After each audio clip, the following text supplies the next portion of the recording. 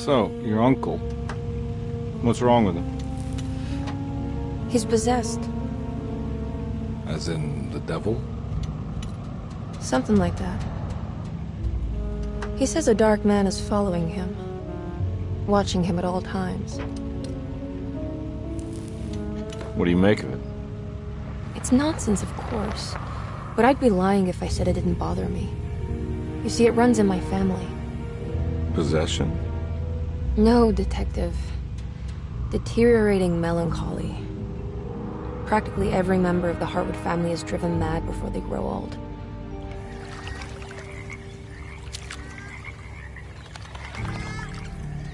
But Jeremy didn't kill himself. Is that why he's at your setup? Despite being convinced that he is truly possessed, he decided to put his last chips on Dr. Gray and his psychoanalysis, figuring he might stumble upon some cure.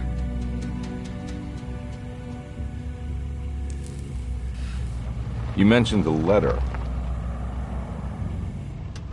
I received a disturbing letter from Jeremy accusing the staff and all the other patients of being involved in some cult. And now they are also out to get him. Could it be real? Or is it all just in his head? It's a story he tells himself, Mr. Carnby. Anything to avoid the truth. Which is? That we're all terribly insignificant. That people mean so very little to one another. That there is no one out to get Jeremy Hartwood because he isn't worth getting. Here we are.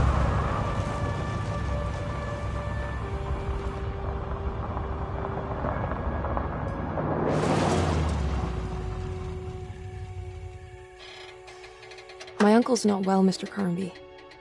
I want to make sure he's all right. Then what's my part in this? You couldn't get a cab? I just wouldn't feel safe going alone.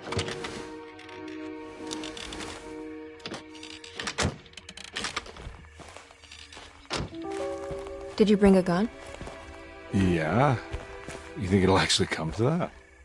No. But you might need to wave it around depending on how agreeable the staff will be. What exactly are we gonna do when we find Jeremy? I don't know. Let's just find him first.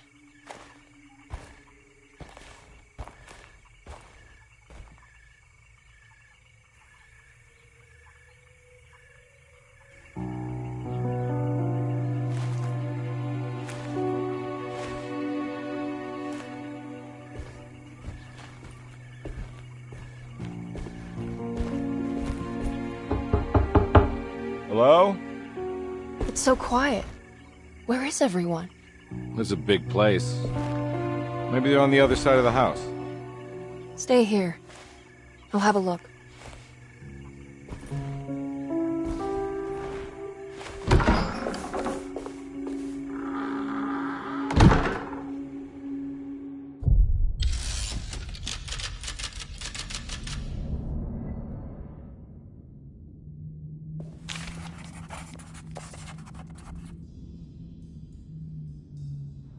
Surprised by her own reckless decision, Emily found herself breaking into Derceto.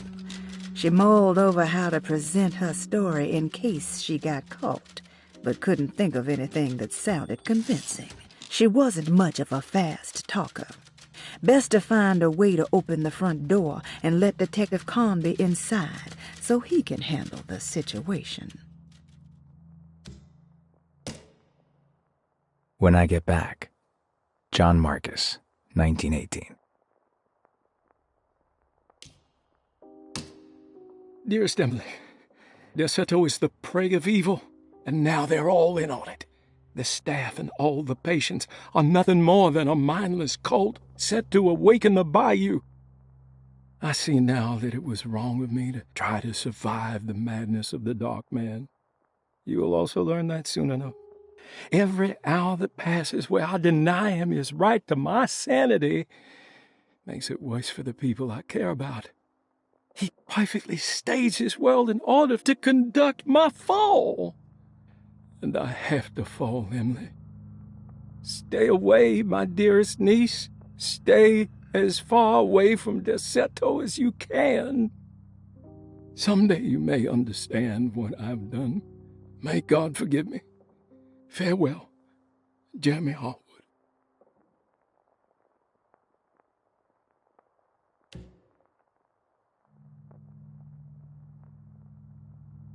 There are many ways to cross a threshold. The easiest one is being invited. A door swung open, leading you inside. Another is sleep, hypnosis, or even sudden fright. There are those who fold spaces that challenge Mobius, or jump through angles that defy Euclid. If you learn to properly use your talisman, you could go anywhere. You wouldn't even need to rely on the fluttering wings of the shrieking Biakis.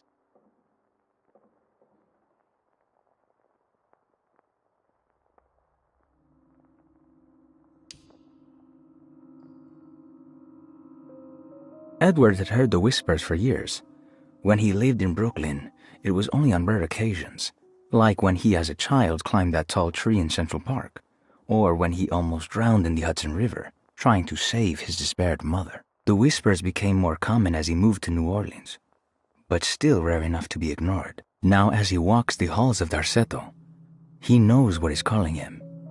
He doesn't want to admit it, but the dark young in the conservatory is telling him to sacrifice the Cabris and corn.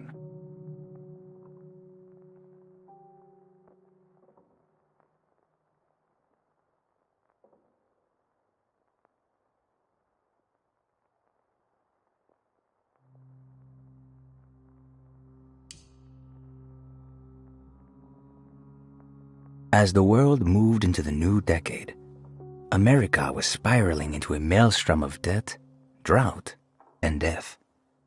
It was called the Great Depression, and ruined many families. It was a fitting name, for poverty also breeds madness through desperation. Jeremy was of course no such victim, for he already witnessed the darkness within. He knew the shadow that stood on his threshold very well. It wasn't new. It was something that had always been with him.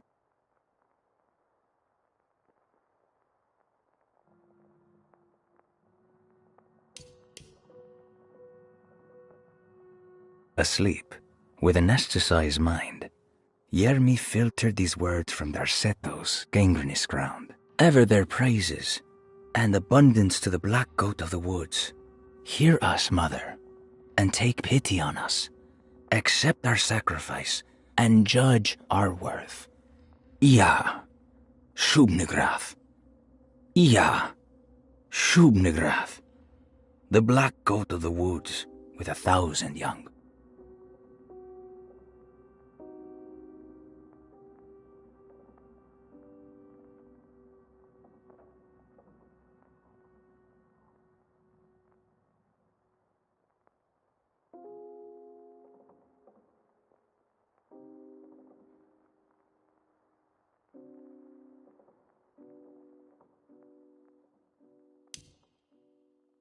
Bull worship is common throughout history. For Christians, this can be seen in Exodus when the Israelites turned to worship a golden calf in Moses' absence. This passage shows the people falling back to the worship witnessed in Egypt, known as the Hapes bull. Another famous example is the Minoans on the island of Crete. Their worship of the bull gave rise to the myth of the Minotaurus, the half-man, half-bull monster that reigned the labyrinth. But for this particular case, I think I should tell you about the deity Astarte that brought the Taurus constellation to life to attack Gilgamesh. Even for a mythical hero, this celestial bull would prove difficult to defeat. Only by distracting the bull with a golden sail was Gilgamesh able to pierce an eye with the spear, which bled the bull to death.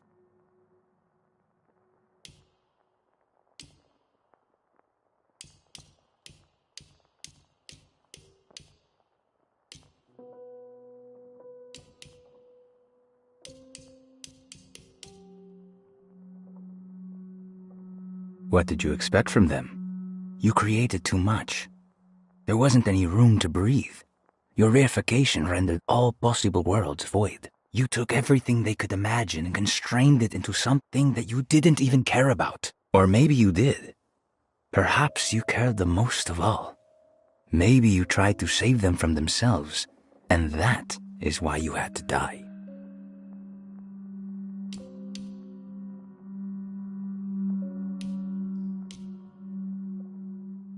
The lone and the lost walk a land of fear. When there is nothing you recognize, or no one to trust, you prepare for the worst. Something is coming, and you best be ready. Take the gun in the parlor. Give them hell.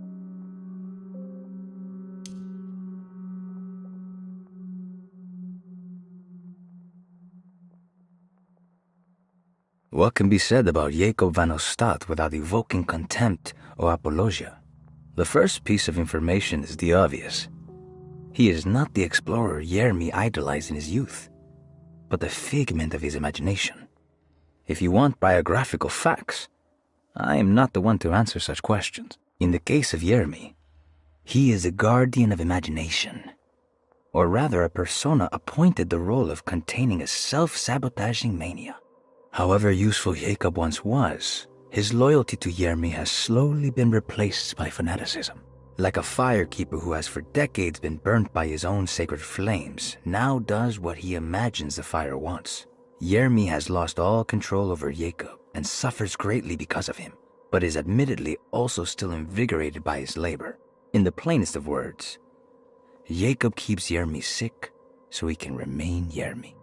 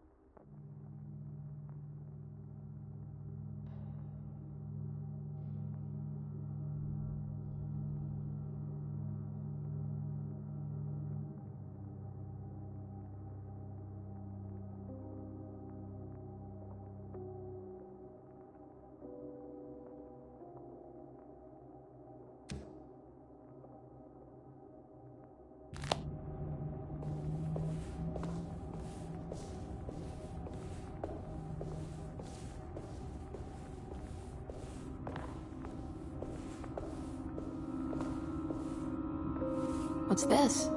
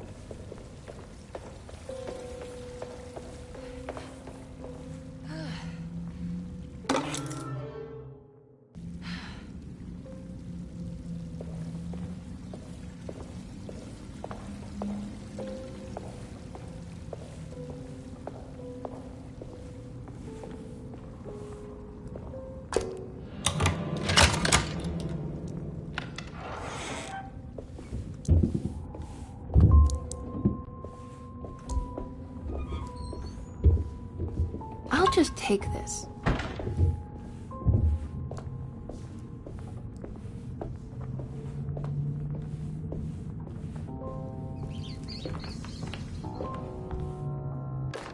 Every day your silence weighs a little heavier.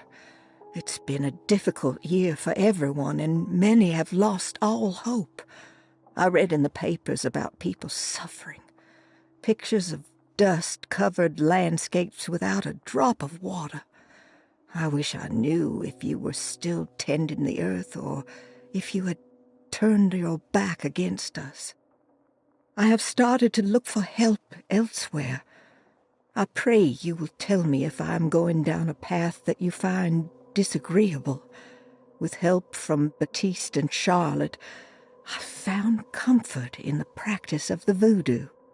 I have long been skeptical of that Caribbean cult, but it's been of good use to me. It seems all harmless in my book. I say some words dreamt up by the Creoles, and I carry around a small pocket of gris-gris. Nothing of this is mentioned in the Bible, of course, but the French Quarter priestess tells me it's all connected. She says the Christian God is just one more perspective on the creator of things. That's what I like to think, but the other way around, that the spirits of her faith are just aspects of you, our Heavenly Father. I am so grateful for the words you gave Mr. Hartwood. We will sing your praises at St. John's Eve. The world will be blessed soon again. Only the sacrifices of the Old Testament compare to your demands. Let it be the truth. A mother of earth, wood, and dirt. A mother of 1,000 young. Sacred sand, $1. Black cat oil, $1.50.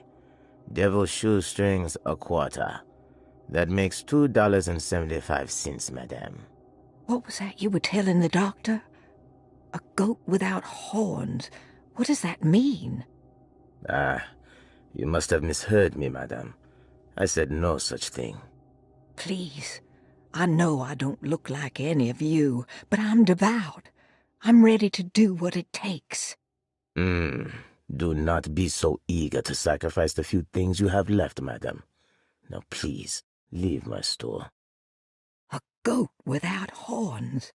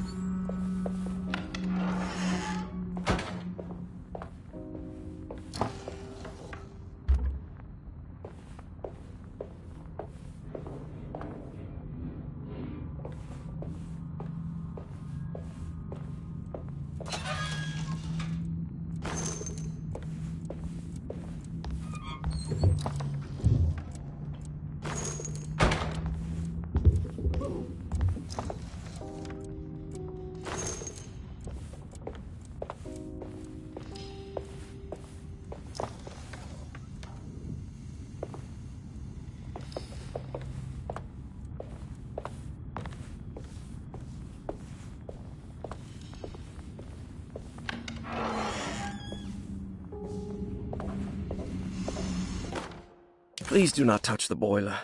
It is working after all. While the sabotage has caused a leak, only the decorative plate has been completely ruined.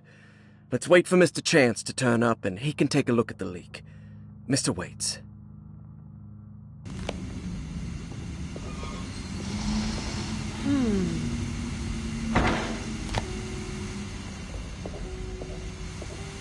That doesn't look safe.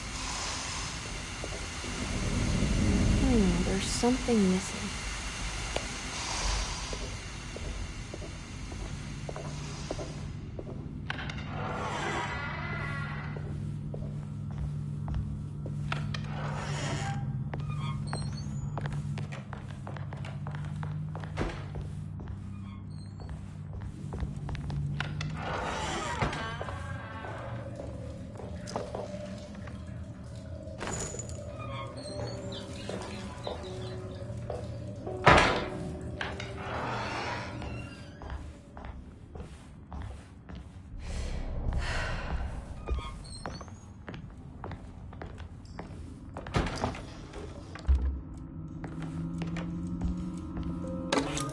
Sunday, June 22nd.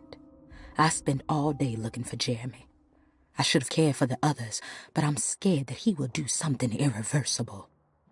Cassandra is upset that I didn't give her the latest shipment of pain medication that Waits brought from the post office yesterday.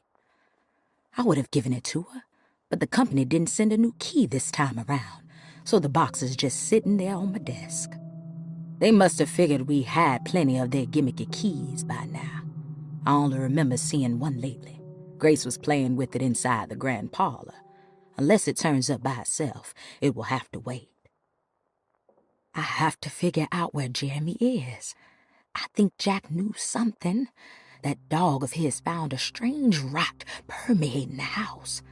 She's showing us, he said. Like those blots and streaks of fetid rot was talking to him.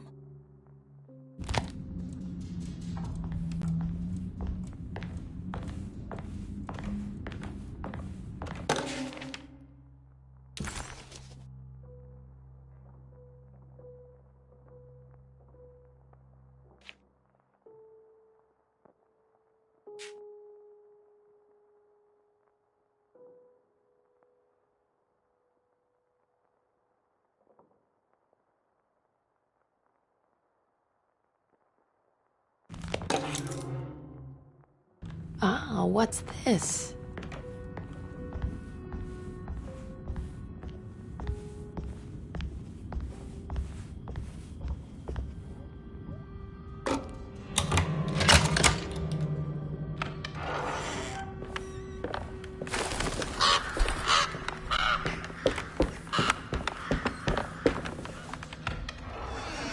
Whoa.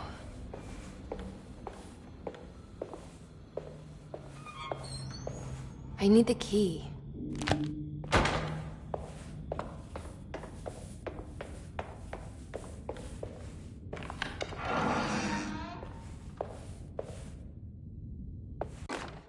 The Great Depression. President Hoover raises tariffs on over 20,000 imported goods in an act to protect American labor. Following the collapse of the Wall Street stock market on October 24 last year, American industry has suffered greatly. Thousands of companies have gone bankrupt and left a large part of the American workforce unemployed. In an attempt to turn the tide, the Smoot-Hawley Tariff Act has been signed by President Herbert Hoover.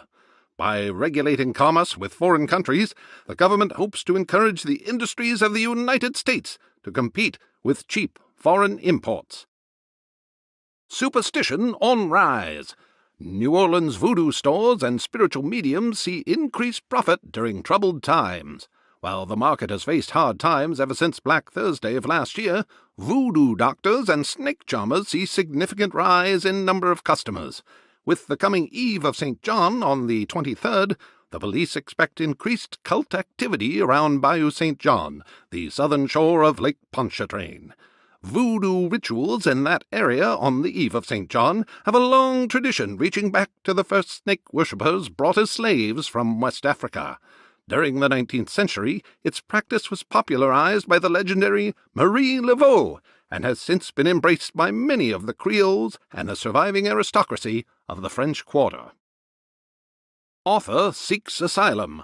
Rumors regarding author Cassandra Beauregard making Derceto her home verified. Derceto Hospital is an old plantation building on the eastern shores of Lake Pontchartrain. While often considered an asylum for the insane, residing Dr. Elmore Lee Gray prefers to think of it as a convalescent home, a place where you can go to rest. The patient list is kept secret, but thought to include many of the black sheep of wealthy families, because at Derceto, treatment does not come for free. Local author Cassandra Beauregard has now been confirmed by her own admission. She's been lauded as a powerful Creole voice and written many successful books. Lately it was reported from Hollywood that she has finished a moving picture manuscript titled Slaughter Gulch. That film is set to hit the theaters next year.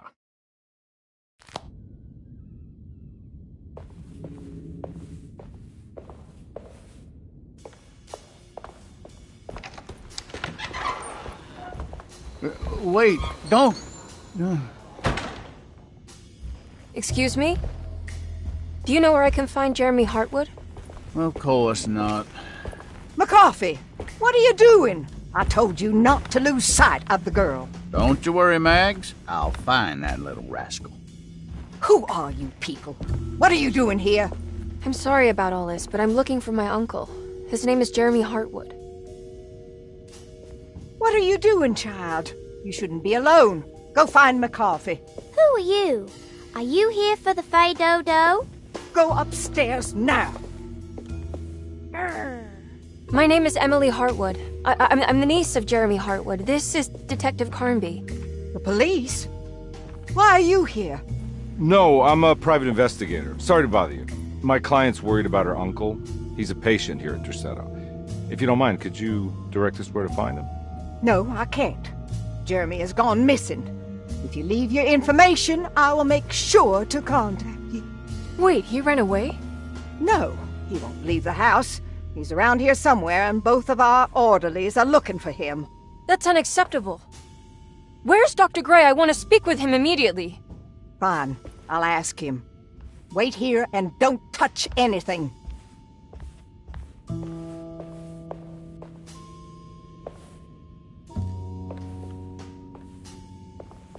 Do you want to see Jeremy's room?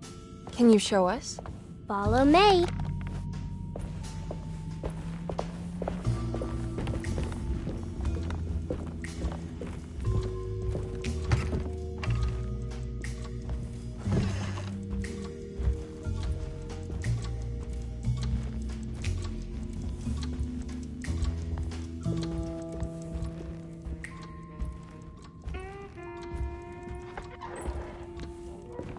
Thank you.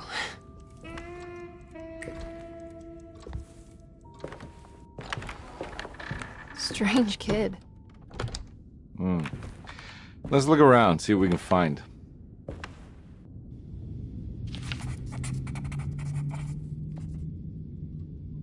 Jeremy had gone missing. The housekeeper said the staff at Derceto was looking for him. But Emily wanted answers and demanded to speak to Dr. Gray, the man in charge. While waiting, a young girl offered to show Emily and Detective Carnby inside Jeremy's room. The perfect opportunity to look for clues regarding Jeremy's disappearance.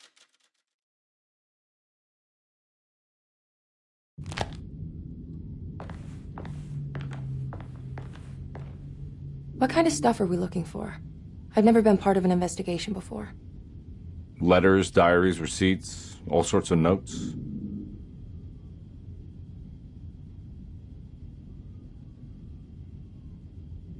I've read about police analyzing teeth marks and blood samples and fingerprints to find criminals. Is that something you can do? No, that sounds more like the way the Bureau of Investigation does things. But, you know, if you do find teeth or blood, it's still worth mentioning.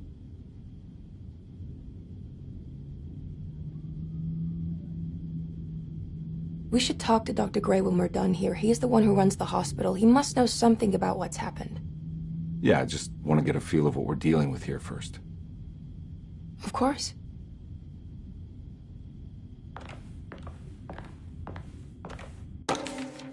Every night the dark man stands opaque at the threshold of my room, counting the days until my spirit spills out of my tired shape. Only his pallid mask shelters my remaining sanity. Staring directly into the face of that demonic sultan would surely sunder time itself.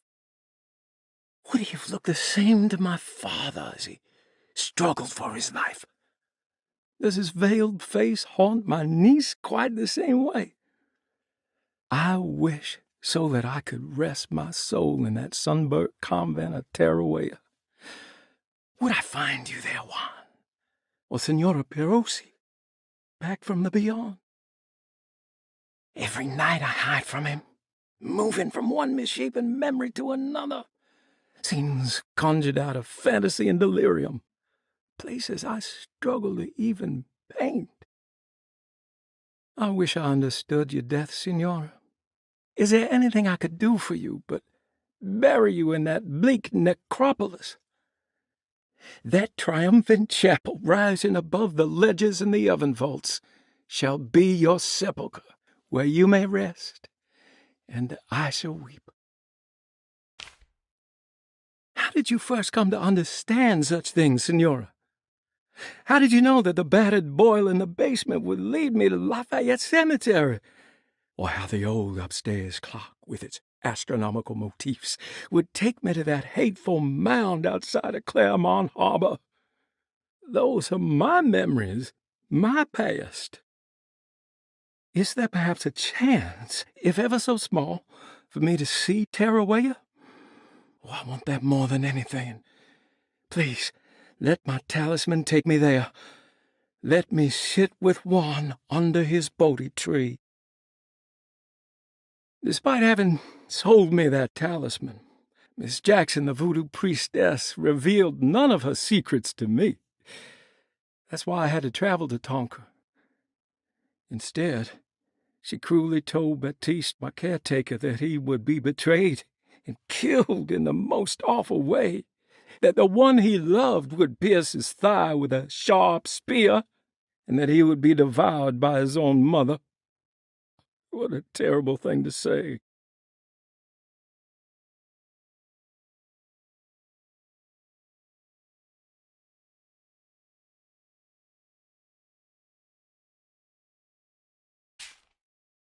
The people of Deseto are becoming dangerous. They do not understand what they are doing. I must do something to stop them. I tried talking to Dr. Gray, but he confuses my worries. He's caught up in treating me. How can he expect evil to be cured with medicine and conversation? The orderlies, the housekeeper, and the patients are all deranged. They will call upon evil to enter this world. All will be lost. Everything. Unless I can find the clerk, Mr. Waite. He seems to be a clear-thinking man. Maybe Beauregard.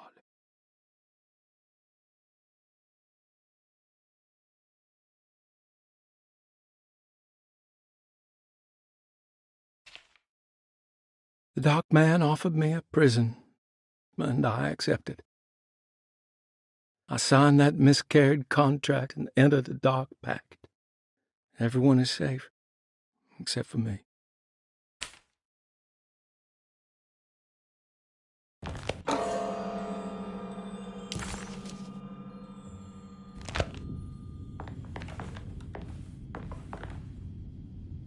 I found a commonplace book. What's that? A notebook with all kinds of stuff in it? Do you know a place called Tarawaya? Never heard of it. Is it close? I've no idea. Just seems like it was a place Jeremy wanted to visit. Good to know.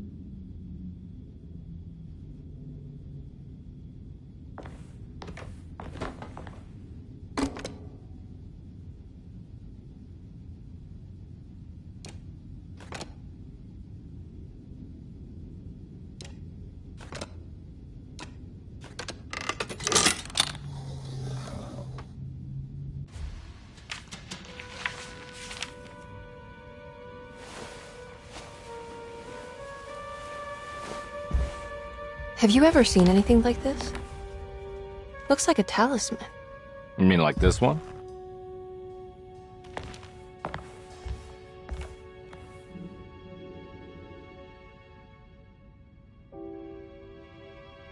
Can you find me a knife to cut the canvas? I want to take this with me. You want to take the painting? Sure, I'll find one.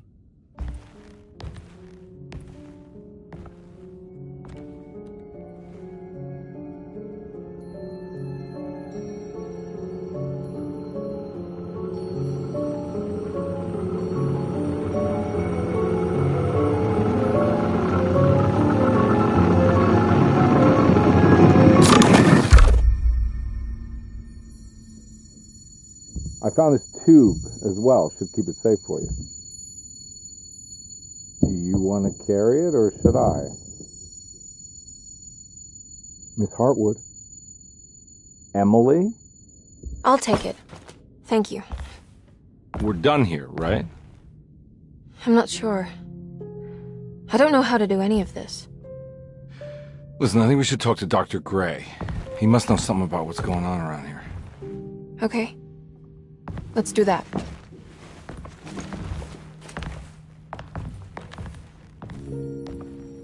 Come on, I don't want to be here all night.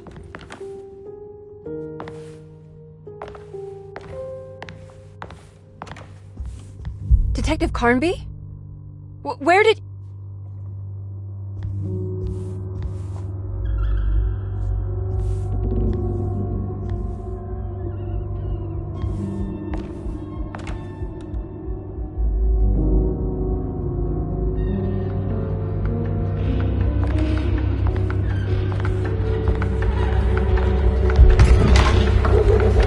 What on earth is happening? What is this place?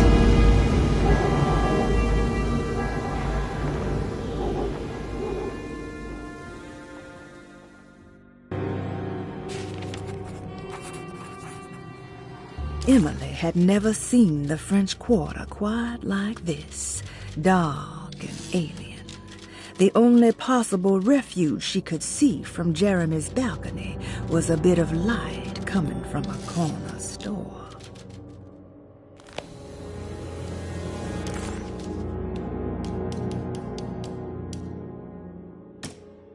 Talisman with black sunstone. An ancient navigational tool found inside a cheniere along the Bayou Tonk. The old grave was uncovered by oil riggers and said to have unleashed a vagabond devil that massacred its finders. 3 numbers are needed to span a bridge between the scapes of dream and memory, according to Stone. Not where I want to be, but it's a start. 3, 5, 8.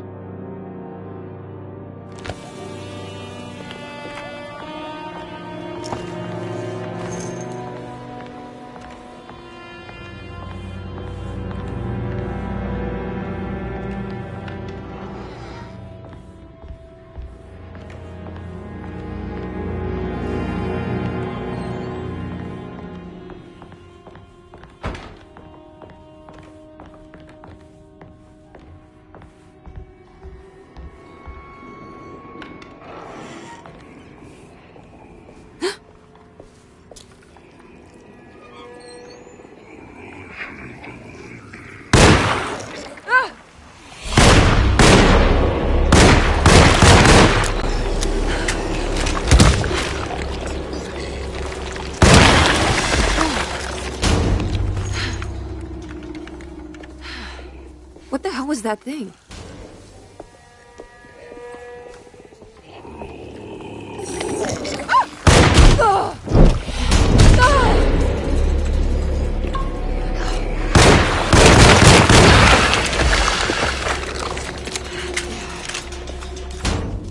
She had killed the horrid thing. But what was it? And would there be more?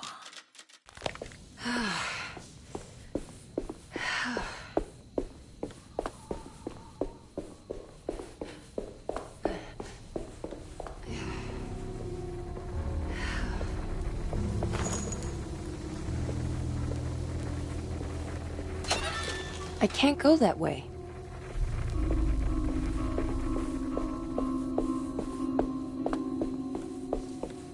This can't be.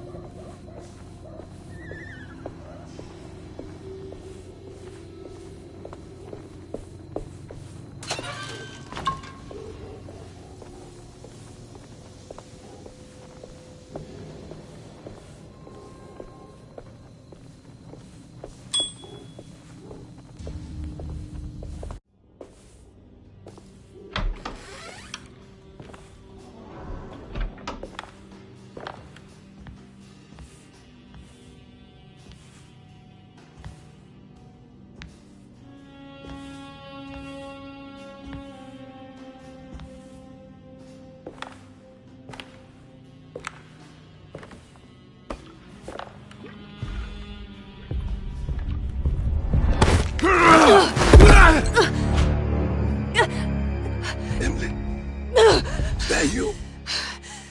Baptiste? How'd you get here? I was back at Derceto. Looking for my Uncle Jeremy? Jeremy's your uncle? I didn't know. Why would you? You're still working at Derceto? Yeah, both me and Lottie stuck around. We're real orderlies now. You remember my sister Lottie, don't you? What happened, Baptiste? How are we here? You know about the dark man haunting your uncle? I'm familiar with his mental state. I think we all in his head somehow. Because these streets are real, but they're not like on any map. Nah, this is like when you remember something, but in the wrong way. Do you know how to get back to Derceto? I'm not safe here. Truer words have yet been spoken, Mrs. Marcus. Don't call me that. It's Miss Emily Hartwood. There's no reason to call me anything else. I'm sorry, Miss Emily. I'm just trying to tell you like it is. This place ain't safe for no one. There's evil hiding in the dark. How do I get back? Only Jeremy knows how. He has this juju necklace guiding him. You mean this talisman? Mm-hmm. Just like it. He says it's been protecting him ever since he got it from Miss Jackson down the street. You know where it came from? Have you been there? I was there no more than 1 hour ago looking for Jeremy. Locked it up to keep the ghouls from getting inside. You can have the key if you want. Thank you. I'll take a look. Stay safe, miss.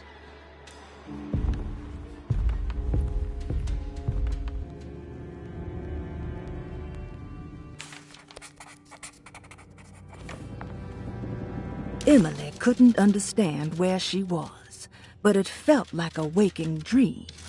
Baptiste, who she vaguely remembered from her past, claimed to work as an orderly at Derceto.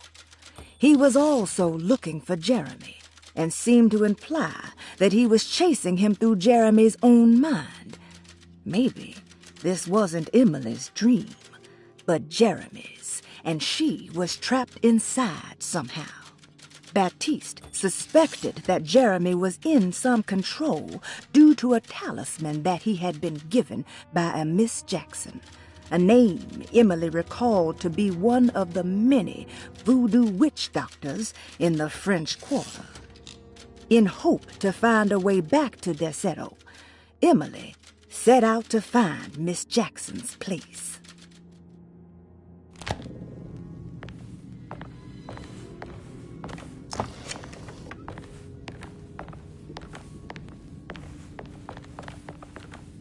Are you staying here? For a while. Want to see if Jeremy shows up.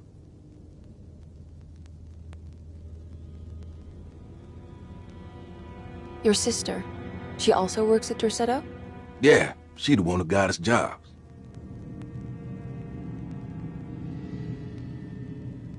Be careful, okay? You said it, miss.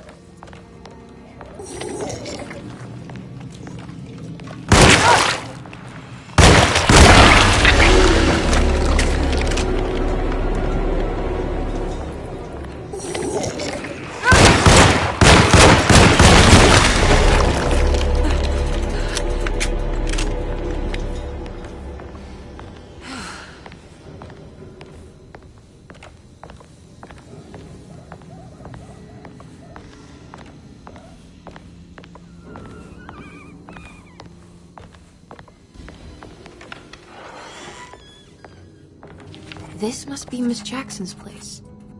Let's see if we can find out more about Jeremy's talisman. Emily found this waking dream disturbingly persuasive.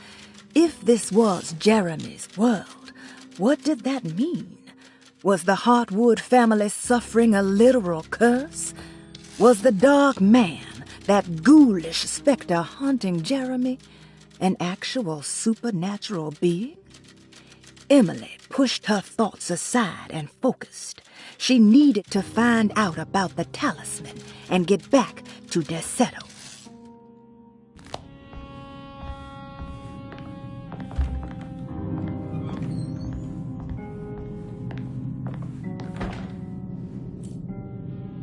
It looks exactly like Jeremy's talisman.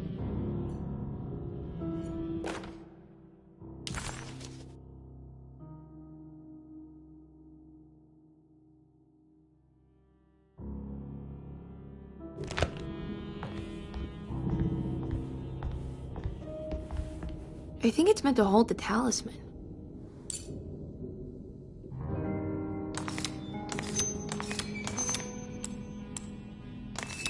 I'm not sure what numbers I should use. Maybe there's something in Jeremy's notes. What's that picture in the glass? Where is that?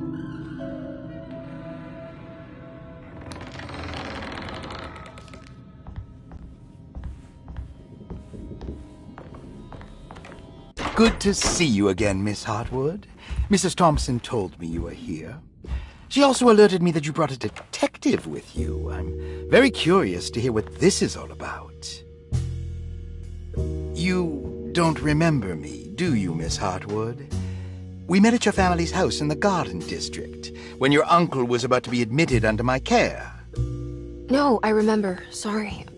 I'm not really feeling well. Well, in that case, have a seat. Let me make you a drink. I don't seem to have made much of an impression on you.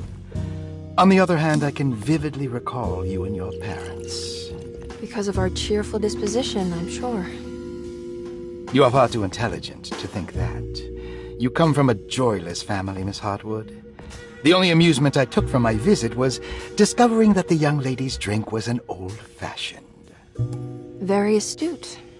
Is that supposed to make you seem attentive or intelligent? Whatever you prefer. Are you ready to tell me why you are here, Miss Hartwood? And why you brought a detective? I received a letter from my uncle. He seems certain that he was in danger here. If I find out you're treating him badly, I'll be taking him back with me to New Orleans. Really? Is he going to live with you in your tiny garçonniere? That would be a spectacular way to ratify your spinsterhood. Because you are well aware that your father would never let him back in his house. No, I have it. Maybe you can bring him back up north. You've been wanting to move back for quite a few years, haven't you? You always preferred your mother's side of the family. Jeremy is free to leave with you. I won't object. However, there is one problem, as you might have learned. He is, in fact, missing. Do you know where he could have gone? No, I'm afraid I don't. I have my staff looking for him. I'm sure he will show up eventually, especially if he learns that you are here. He is quite fond of you. What can you tell me about his condition? I never heard a proper diagnosis. What is your medical opinion of him? Well, let me think. He is an anxious man, depressed, even. He suffers from a perceived lack of order in his inner and outer life. He constantly complains about events not presenting themselves according to their divine nature. And the Dark Man? Hard to tell if it was ever anything specific. Jeremy uses the Dark Man as a psychological scapegoat to avoid facing the truth that he is in any way at fault. You don't think there can be any truth to the Dark Man's supernatural existence? Why would you ask that? Can we ever be sure?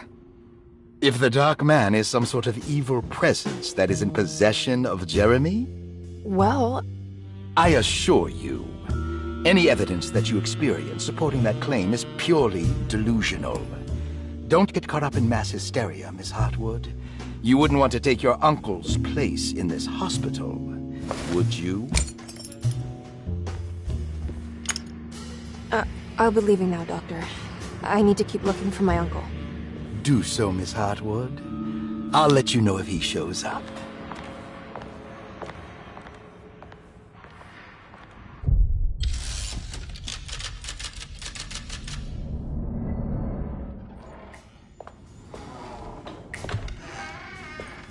Detective Carnby! God, I'm glad to see you. I was afraid you had left. Me? You're the one who just disappeared. It's hard to explain. I think I blacked out. It was like I went somewhere else. It's okay, miss. You're clearly upset. No, I don't know what's happening. This is a very stressful situation for you, I understand. Ugh, no, you don't understand. Just take a deep breath. Why don't you sit down, smoke some of the Perique? If you want, I could even drive you back to New Orleans. I just want to have a talk with Dr. Gray first. I want to stay. I found a talisman just like the one in the painting. I think I might be able to figure out where Tarawea is, where Jeremy wanted to go. That's great. Just stay out of trouble, okay? Let me handle the investigation. I'm not crazy, Detective. Not yet. Okay, catch you later.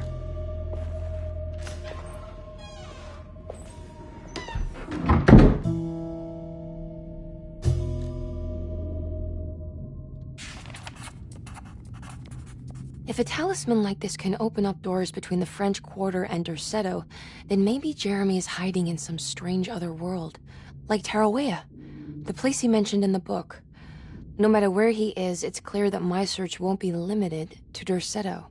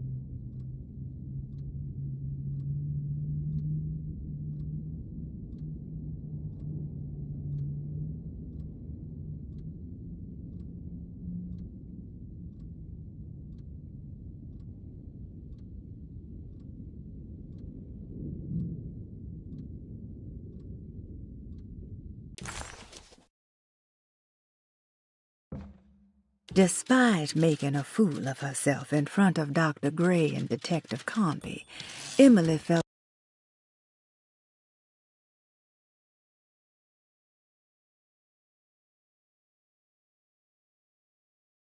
Despite making a fool of herself in front of Dr. Gray and Detective Carnby, Emily felt surprisingly invigorated. She felt absolutely sure that it was her manipulation of the talisman that had brought her back to Derceto. Jeremy mentioned 2 items in his commonplace book that somehow connected him to 2 more dreams, or whatever they should be called. If Jeremy had 2 more worlds open to him, then maybe he would hide there if he was scared. Or maybe he found a way to Tarawea, the place Jeremy so desperately wanted to visit. Excited to follow up on her clues, Emily set out to find the old clock and the boiler.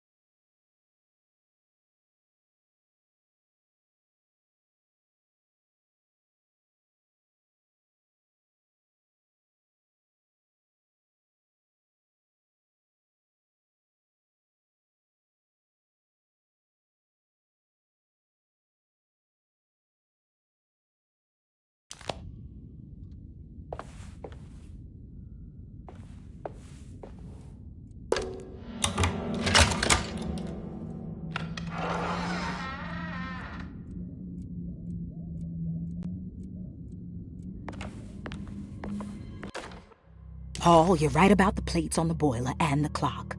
They have been sabotaged, and I think I know who did it.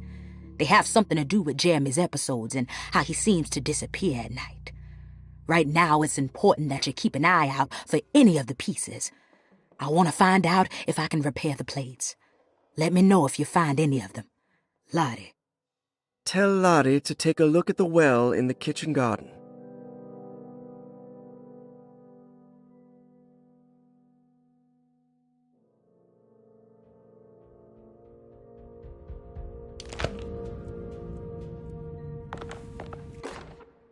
Saw your notice in the boiler room. You should know Mr. Chance won't be coming back. I got no business being in there myself, but you can take a valve from the wine cellar if you want to try to stop the steam pouring out. Be careful.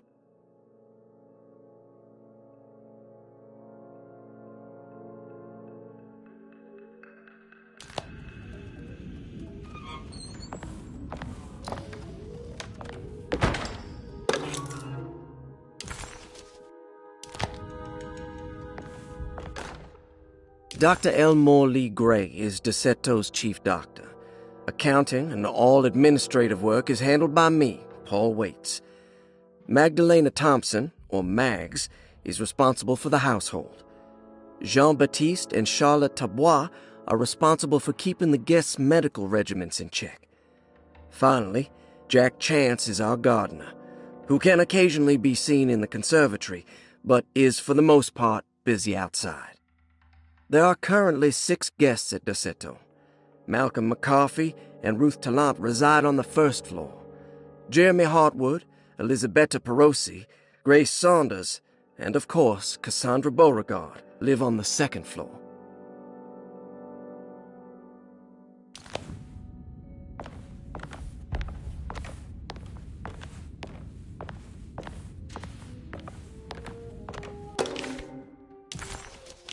Cassandra Beauregard, the beloved author. Very exciting, isn't it? What do you want to put down for reason for admission? What her agent told us. Cassandra suffers from writer's block and needs to finish her moving picture script before the end of June. Mr. Chardot suggests Cassandra's heavy use of barbiturates is holding her back and risks ruining her career. And how should we summarize her personal history? Let's keep it short.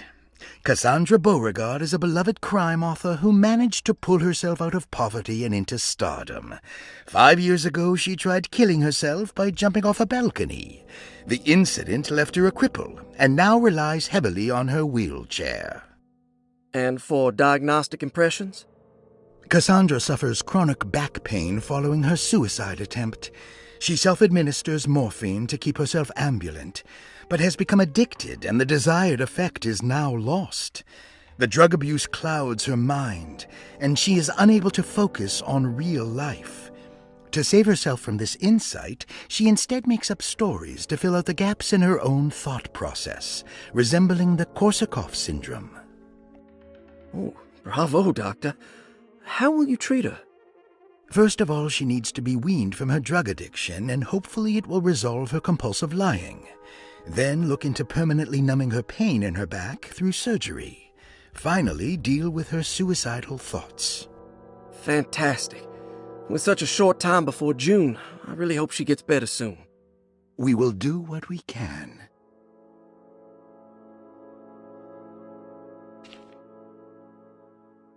Grace Saunders, 11 years old. Reason for admission? The mother insists on strict supervision by a proper gentleman to avoid further perversion of Grace's adolescence. Personal history? Grace's family possesses modest wealth and status. Her childhood seems ordinary, spending most of her time with private teachers and family friends. Grace's father recently passed away, leaving her mother the sole caregiver. And diagnostic impressions? Grace has trouble dealing with her father's death. She is willingly suppressing her feelings on the matter and isn't properly acknowledging the trauma she suffered. Any planned treatment? Grace needs nothing out of the ordinary. She simply needs parental guidance. Eventually, we can work on her feelings toward her father. Thank you, Doctor. I'll finish the paperwork and get her installed.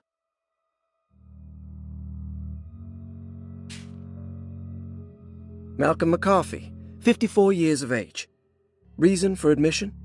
McCarthy admitted himself to Derceto, stating simply that he needs some damn rest. And personal history? McCarthy claims he used to work as a lawyer in Baton Rouge, but says he can't go into details because of some legal dispute. His background remains largely a mystery, except for the occasional clue that he drops in conversation. Huh. And diagnostic impressions? McCarthy is an anxious man and an alcoholic. He often tells half-truths due to some deep-seated inability to trust other people. And how will you treat that? McCarthy will take some time to open up. Spending time with Jack's dog or the child should be good for him. Their harmless nature will help build his sense of trust. Thank you, Doctor.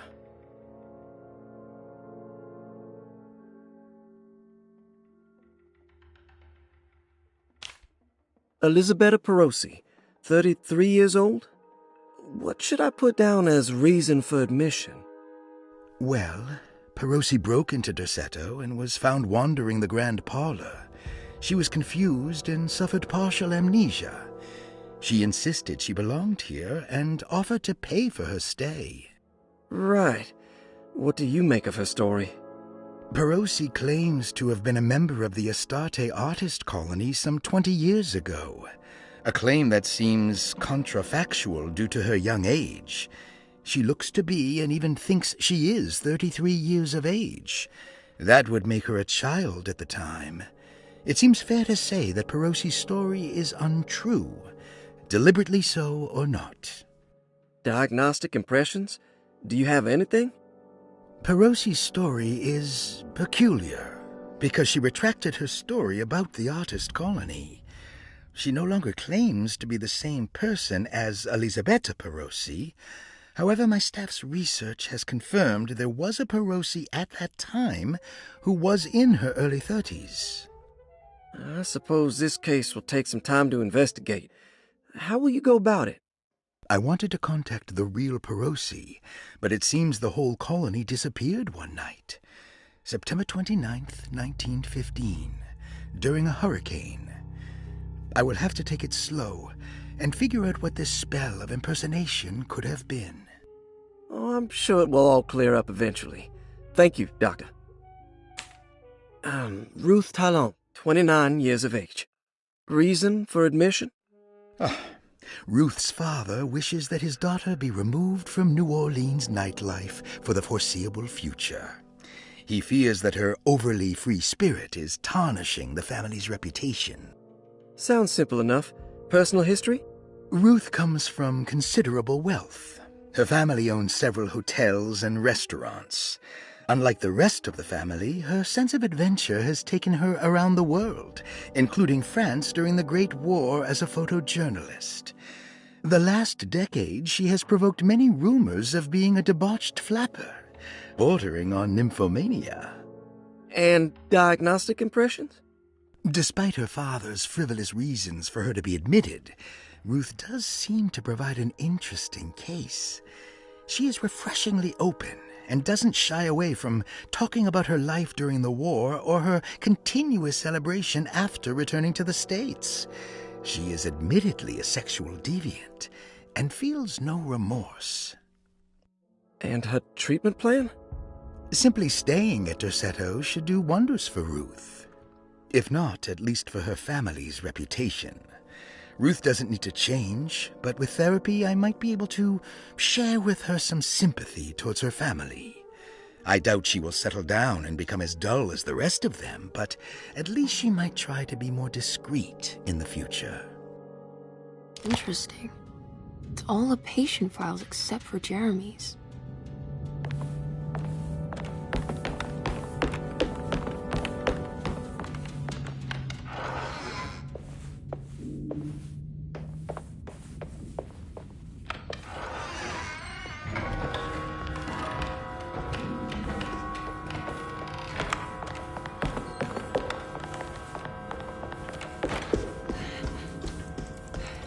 What's that stain? Looks like some kind of rot.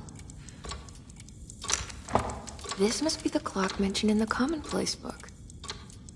This looks like the thing that held the talisman in the French Quarter, but it's broken and missing some pieces. The old clock was an intricate machine with eccentric astronomic motifs, but nothing appeared particularly unusual to Emily.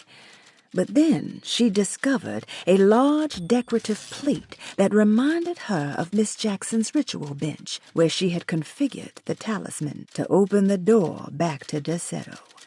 The clock's plate had unfortunately been sabotaged, but if she could piece the plate back together, she figured she would be able to repeat the procedure and maybe open up to another world.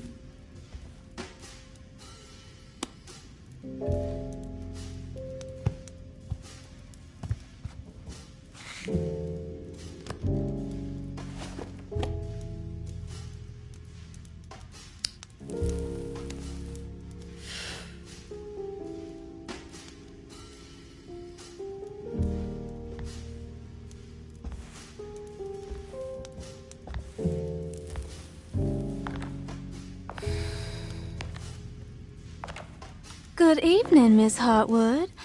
That is your name, isn't it? I would be terribly embarrassed if it wasn't. You're right. Emily Hartwood, Jeremy's niece. Nice to meet you. Ruth Talon.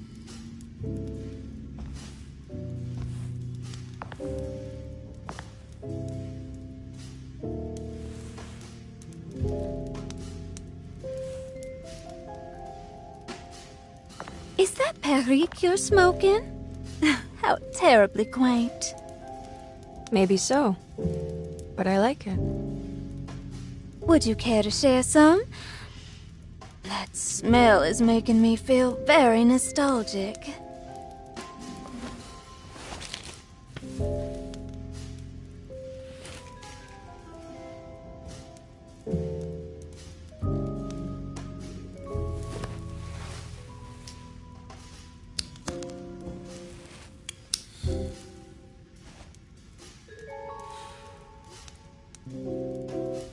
Is it all that you hope for?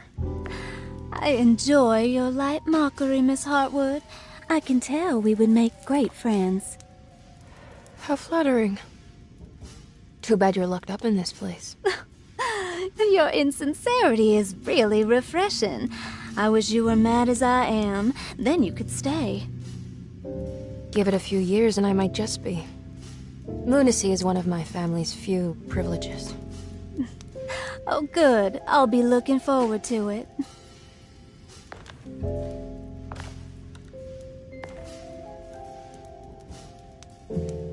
You don't know anything about what happened to Jeremy, do you? Everyone here is really strange, and it's hard to know what to make of anything you hear. Occasionally, it sounds quite exciting, though. Good versus evil and all that. I'm sorry, but I don't think I have anything useful to share. It doesn't matter. Thank you for the much-needed break. Bon voyage.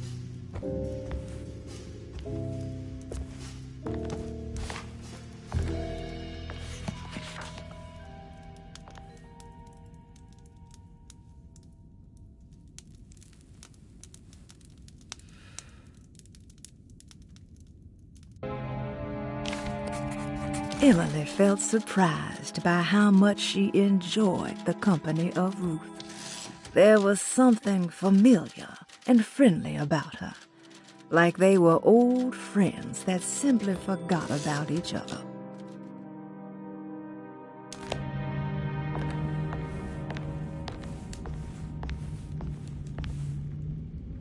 Are you reading anything good?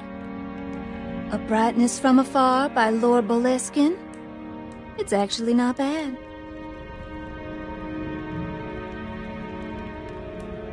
You know where Detective Carnby is? Oh, you don't need him. You're doing fine. I should probably go. Until next time, chérie.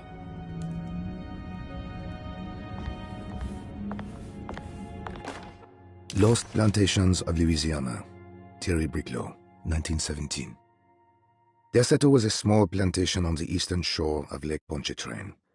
The land was considered difficult for industry and was sold for only $30 to Elijah Pickford in 1818. Pickford employed hundreds of workers from nearby New Orleans to clear the woods and build a small plantation mansion facing the lake with a striking Greek Revival temple facade. Derceto kept a modest production of Barrique tobacco and indigo that persisted up till the Civil War. During the antebellum era, Derceto was the source of many rumors concerning voodoo and witchcraft. People who traveled the lake reported seeing people dance at night in front of bonfires, bleating and wailing. On June 17, 1862, Captain J.W. Norton of the Union Army recounts leading a raiding party from ships anchored in Lake Pontchartrain in order to seize control of Derceto and free the slaves working there. The captain was surprised to find the workers fighting back with unprecedented zeal. Norton's account describes these men and women as enraged with fanaticism. Pickford reportedly tried to placate the raiders, but was shot in the confusion. Captain Norton left the mansion burning and retreated to his ships with his men. Derceto was left in ruins for several decades. The ownership of the land was long disputed and returned to the Ledoux family in 1901. Several police reports were filed during the following years as the Ledoux tried to get rid of a camp of squatters on their land. The police made several visits to remove the trespassers, but the people kept returning. On November 1st, 1907, Inspector Legras of the police charged a deadly attack in order to save several children kidnapped by the squatters. Many were killed, and even more were jailed. The following year, Ledoux rebuilt Derceto, incorporating the surviving stone foundation and adding a magnificent wrought iron conservatory. The farmland had been reclaimed by the surrounding woods, so it was no longer profitable to use as a plantation. Instead, the house was turned into an artist's colony. The Astarte Artist Colony was a successful group of artists, including figures such as painter Heinrich Cassel and poet Nora Keith. The group was also known for their beloved Mardi Gras crew called the Pirates of Pontchartrain. On September 29, 1915, a tropical hurricane tore through Louisiana, causing Lake Pontchartrain to flood New Orleans. Due to the remote location of Derceto, it took almost 2 weeks for outsiders to learn that the artist's colony was abandoned. The 12 residing artists had all vanished without a trace. The empty mansion of Derceto still stands on the shore of Lake Pontchartrain, with much of its temple facade intact. The Ledoux family currently has no intention of repairing the house.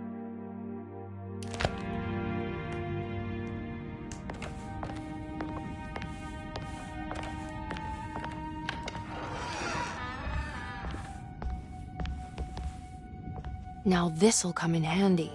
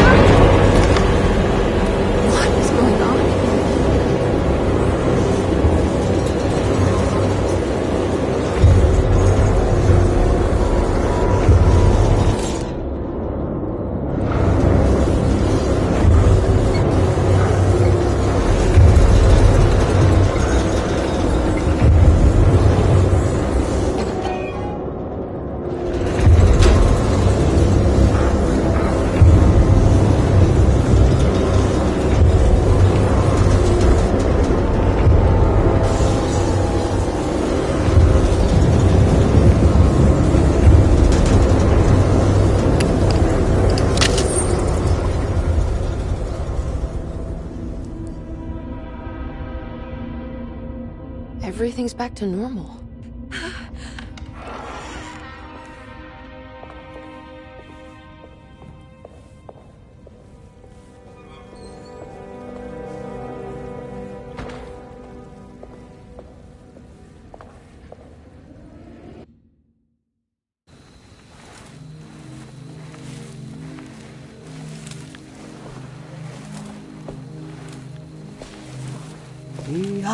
Misaki nante mwen, Mumpra misaki nante mwen, Men le anjeni man yo deshena.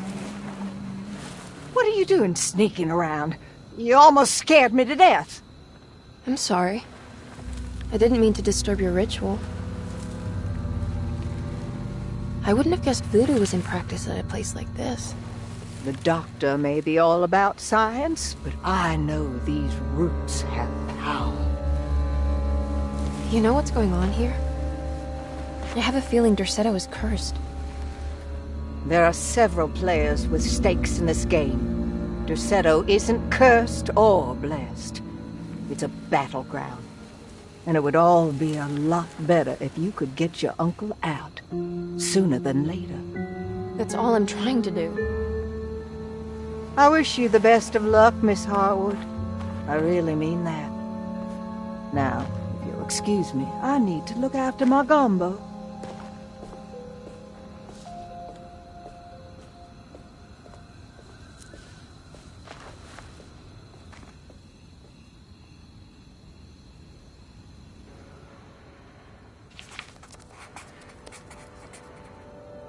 The housekeeper buried something in the flower patch beneath one of Dr. Gray's windows. She was singing in some Creole language, performing a peculiar bourgeois voodoo ritual. Certainly not an unfamiliar sight in the French Quarter, but voodoo had never felt this bitter to Emily.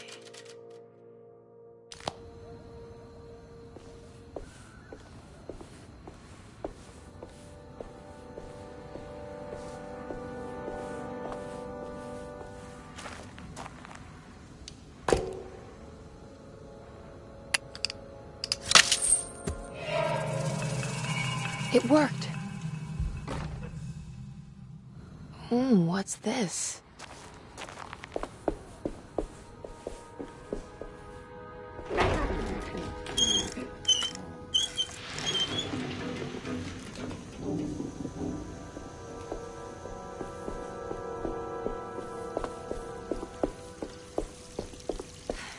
What's that?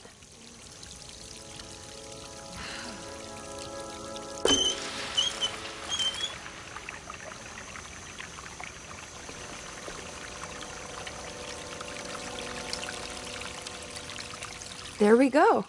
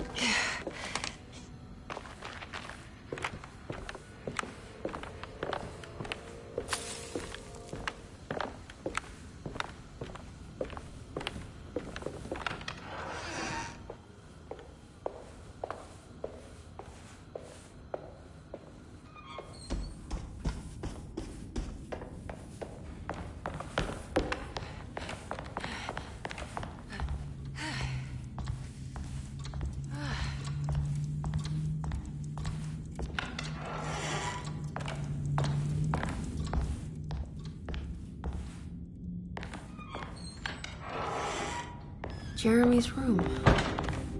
All back to normal. Emily's here.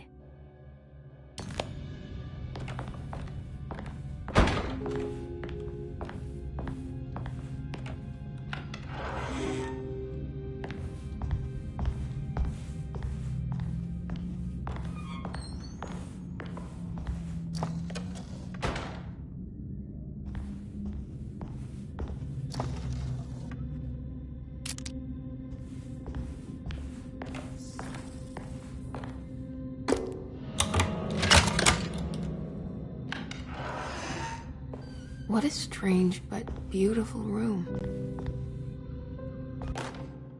I did it! I crossed the thresholds to my intended destination without a focusing device. My talisman now knows these roads, and I have no need for the plates. I can find my way to Lafayette as easy as I find my own room. I visited the grave of my father and seen the oven waiting for me. Thank you for opening these doors. I now must summon my courage and go back to that hateful mound outside the oil rig. I hope you'll be feeling better when I return. Jeremy.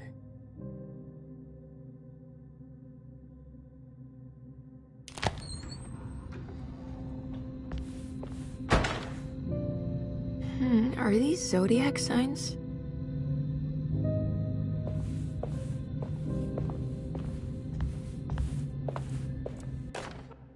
Will I need to remember how to get them out again? They are locked up for good reason. I am sure she is still able to whisper the answer in the ears of the wrong people. But not for long. I will see her burned soon enough. That black goat will be sacrificed to put an end to it all. Then it will all be over. No more Derceto, and sadly, no Astarte. Those good pirates of Pontchartrain. May you still sail the lake, until you find the shores of Hali.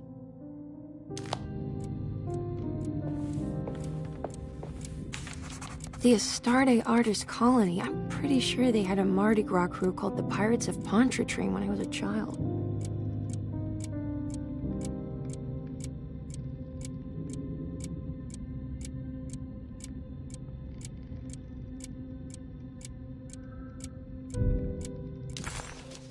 The simple astrology cipher was a favorite among the artists who lived in the house 20 years ago.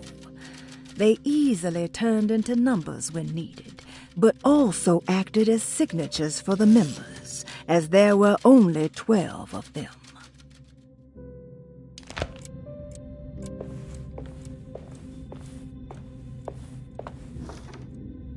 There's some aggressive-looking rot on these paintings.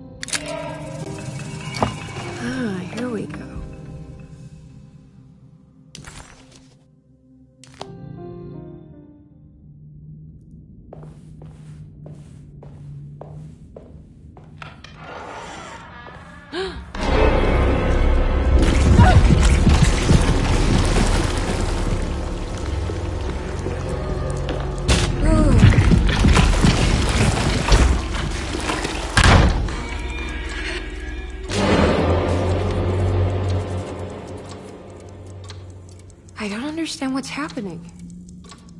Suddenly, Jeremy's bleak dreamscape devoured Emily, drowning her in dread and darkness, only to moments later spit her out again. What had happened, and why? Was that her doing, or did someone else make it so?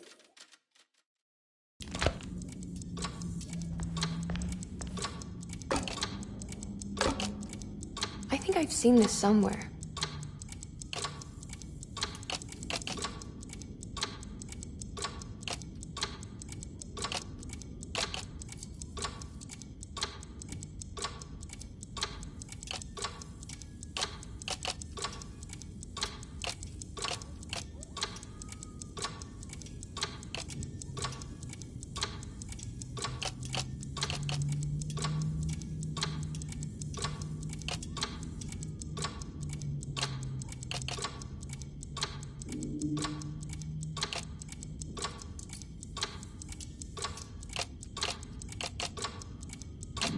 There was something in Jeremy's notebook about this.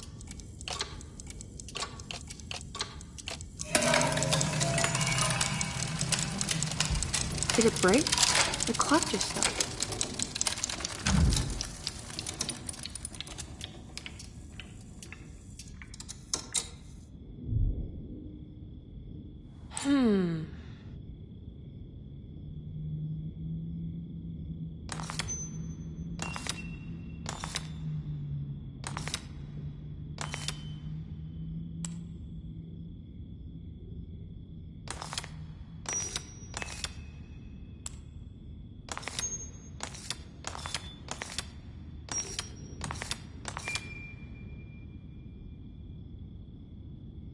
It's showing me something. That's just the hallway outside Jeremy's room, isn't it?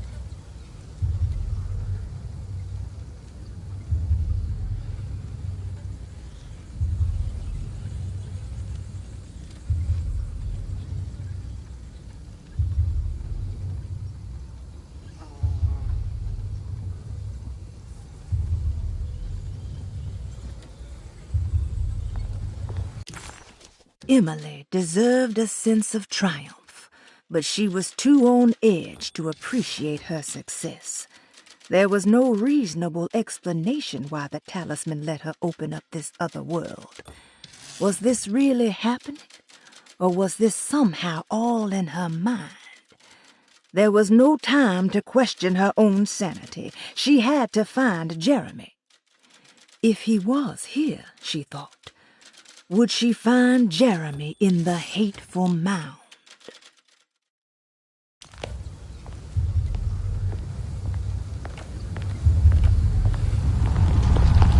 I did it. I opened up another dream.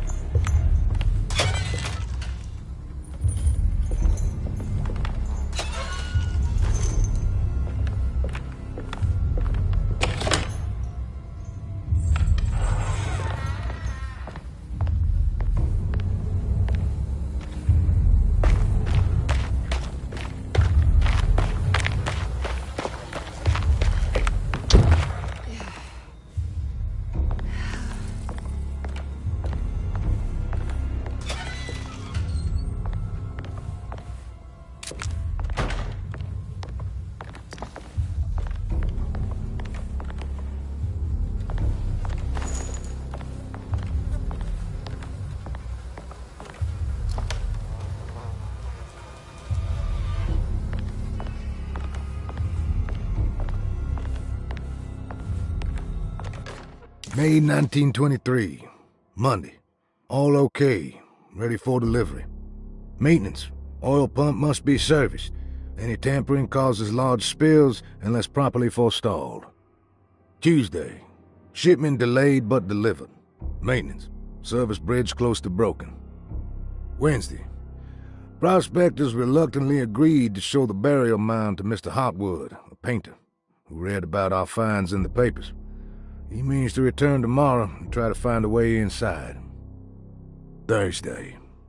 Mr. Hotwood's efforts delayed. The workers seemed nervous about his presence. Hotwood promised not to return to the compound.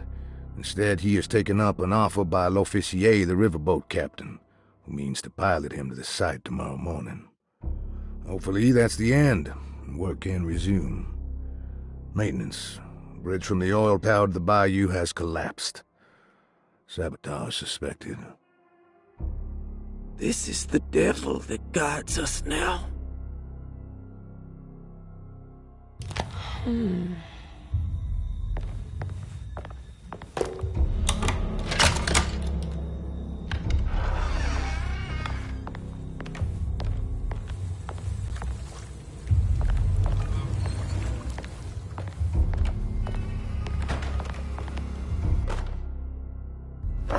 Here we go.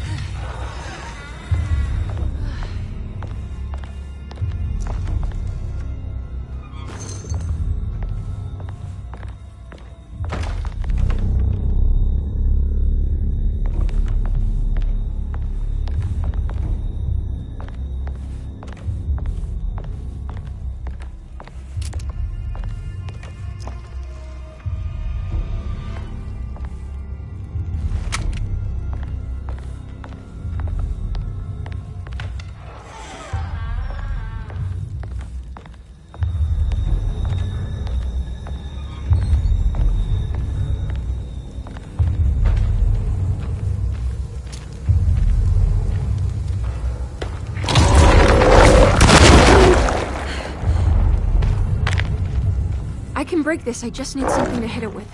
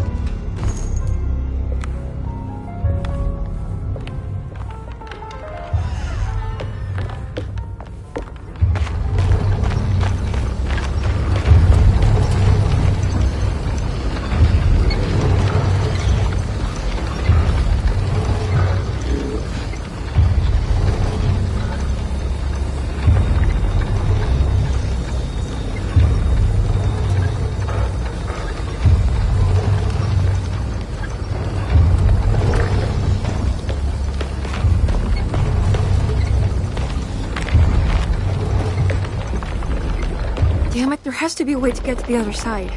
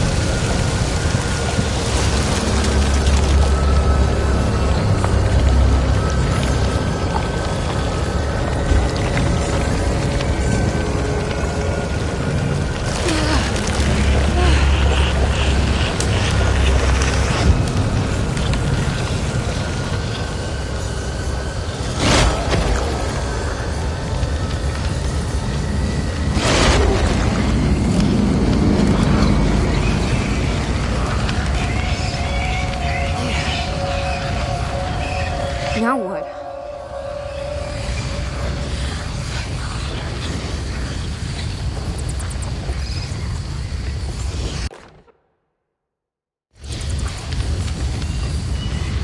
Just don't look down, Emily.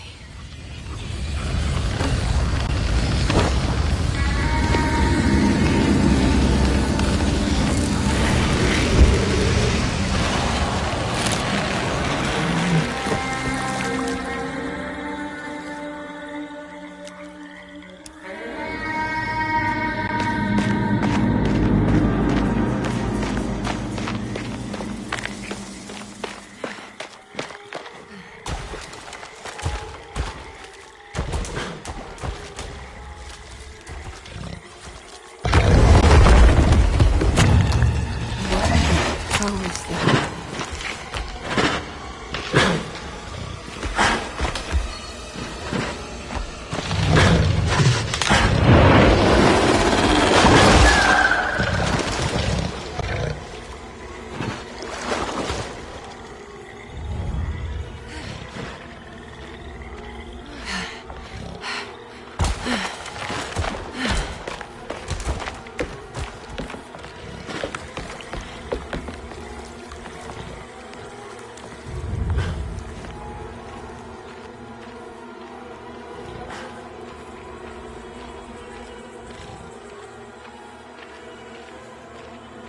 It's the hateful mound Jeremy mentioned in his book.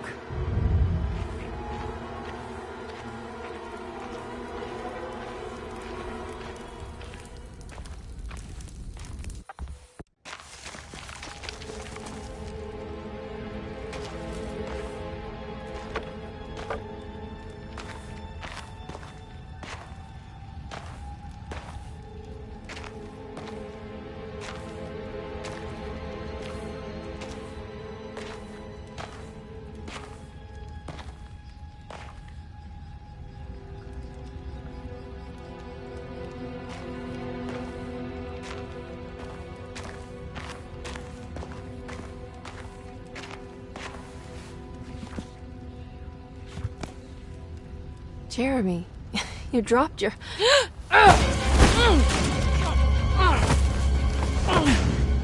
Mrs. Marcus? Get off of me!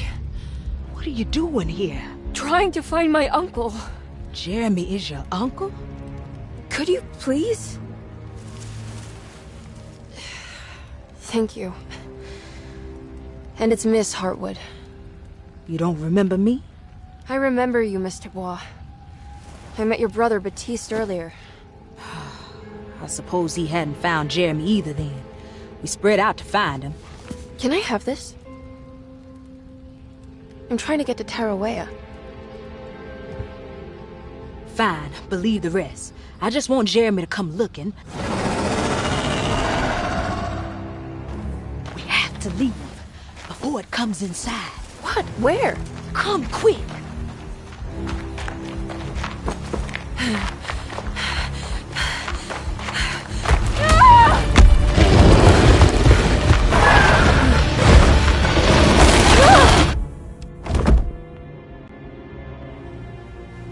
Oh, God damn my soul.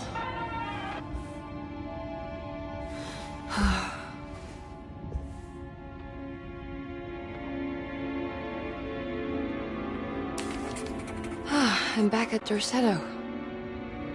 The dream of the grave under the cheniere suddenly vanished, and Emily found herself back at Derceto. Instead of Jeremy, she found Lottie, who, just like her brother Baptiste, reminded her of John, who died so bravely in the war. She pushed her painful memories out of her mind and returned to her investigation. She still needed to figure out what to do with the boiler.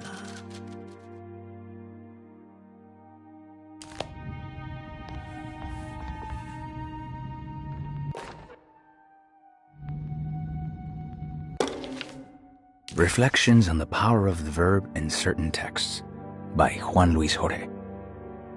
To act is in itself divine. Even the slightest movement of our hand is evidence of our soul in motion. Yet our free will is so easily overwhelmed by the dullness of everyday life.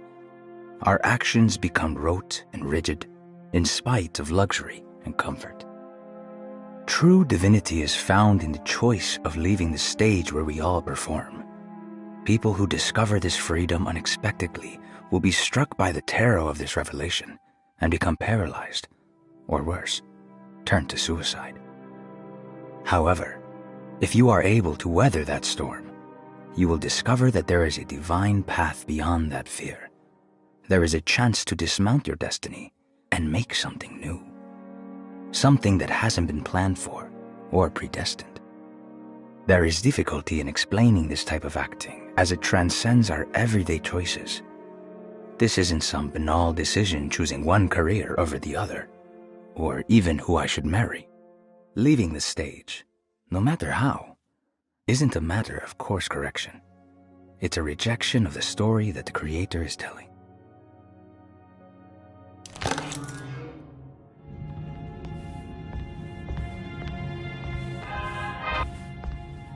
It's wedged shut.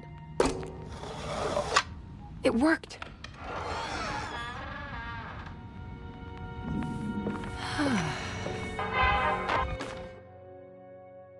The Barlow lens. Instructions.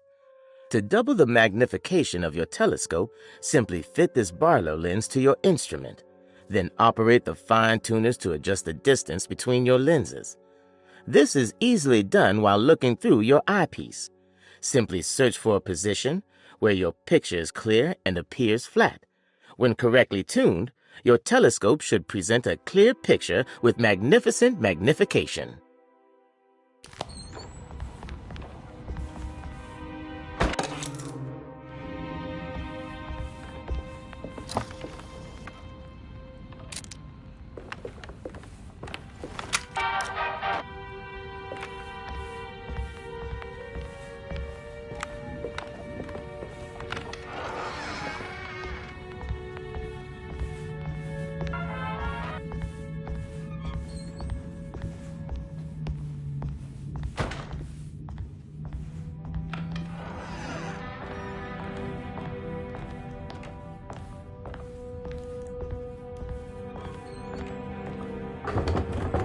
It's blocked.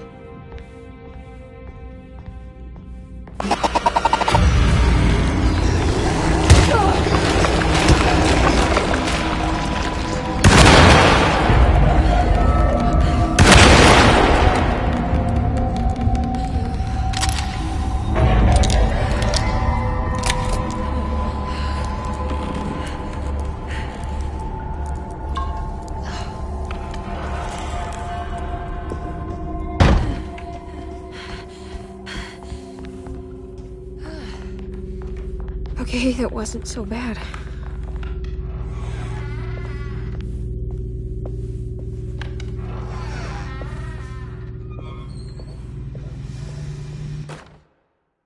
You know, Mr. Waits, I saw a piece of the plate that Liza broke. I think she's been hiding them. She's not very good at it. She just chucked it into the little room with all the tools behind the boiler. I left it there. I didn't want to embarrass her by picking it up while she was looking. We went upstairs instead and played backgammon. I let her win, because she's so unhappy. The piece looked like the one on display in Cassandra's room. You know about that one already, right? Or is your eyesight really that fuzzy? I hope you don't feel bad about your glasses. You only look stupid when you squint. Maybe if you had more eyes, you would see these things. I wish you had all the eyes you needed. Your best and favorite guest, Grace. It's another one of those plates for the telescope. It's also broken and missing some pieces.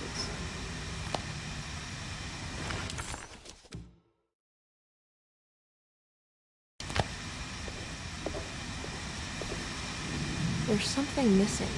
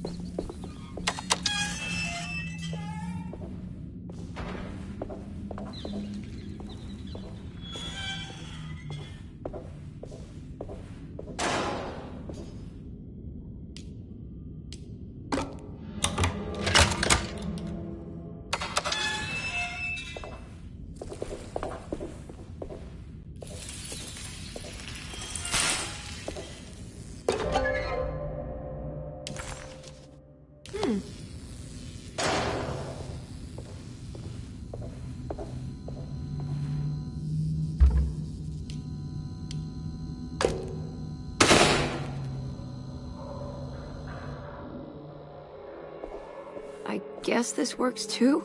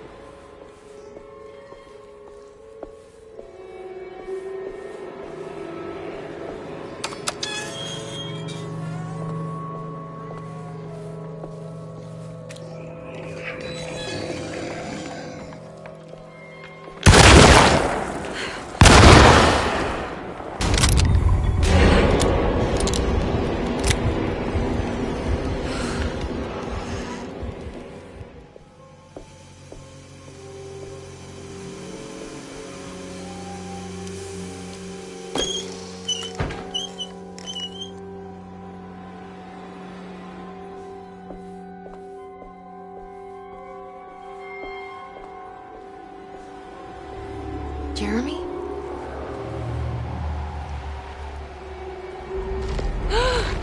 What the hell is that?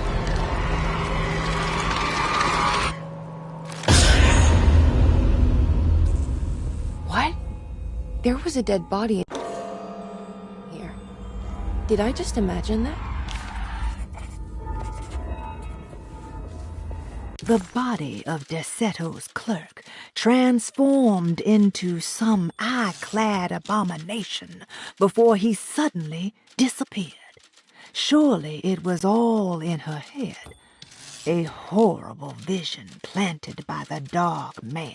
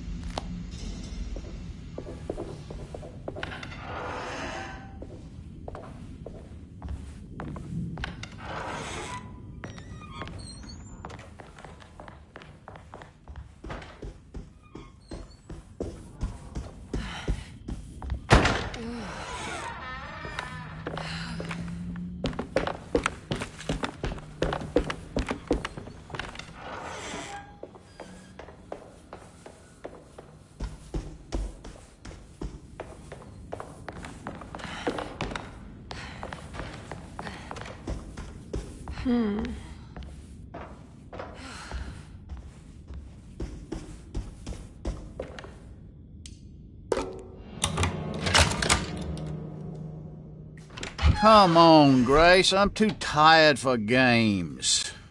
I'll even let you play with my jackknife. Oh, good evening. You haven't seen a little girl by any chance, have you? I don't think so. You would have known if you did. The only kid crazy enough to be in this place. She's not in her room then? That would be a first. Always running around causing trouble. She's very hard to pin down, that one. You want a sip? I'm good, thank you. Well, I should be going then. Unless there's anything you need from me. I just want to find my uncle before anything happens to him. Oh, don't worry, miss. He'll show up. He is much too lily-livered to kill himself. Why would he? It's his greatest ambition, didn't you know? Take care now.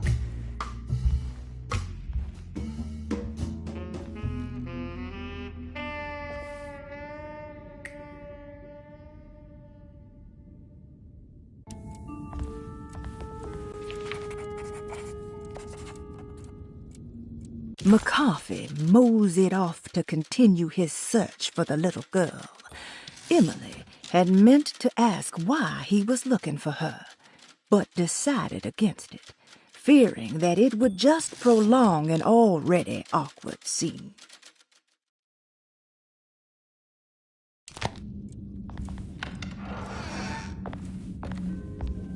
So this is Grace's room. Don't you worry, Grace. Go play your game, bleat and bellow with the others. I won't be jealous. There will be more masquerades. However, I would love it if you would finish my mask for the feast. With love, Ruth.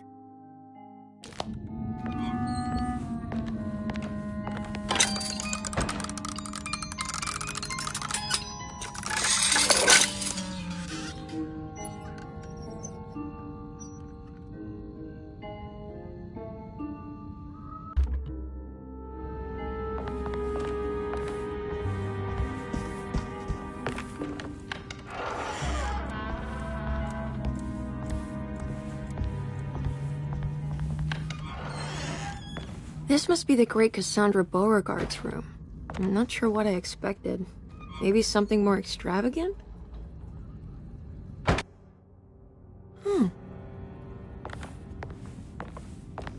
It's another one of those peculiar padlocks.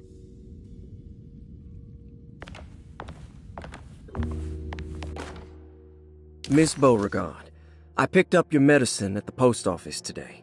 As you understand, it needs to be administered by the orderlies for your safety. I've put the box in Lottie's room for now, and I'm sure she will find you as soon as possible. Mr. Waits.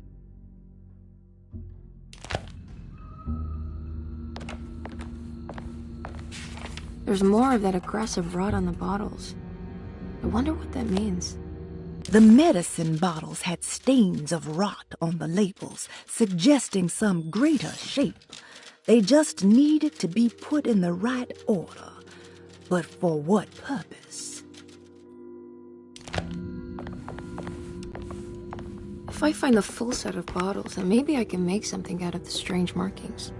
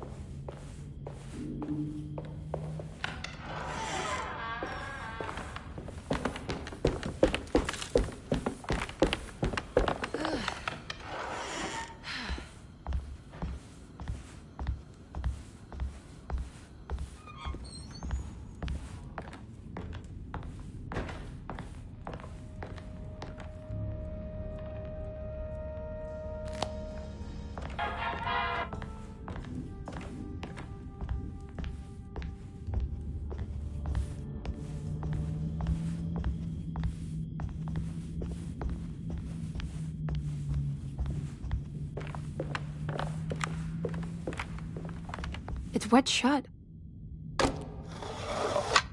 It worked.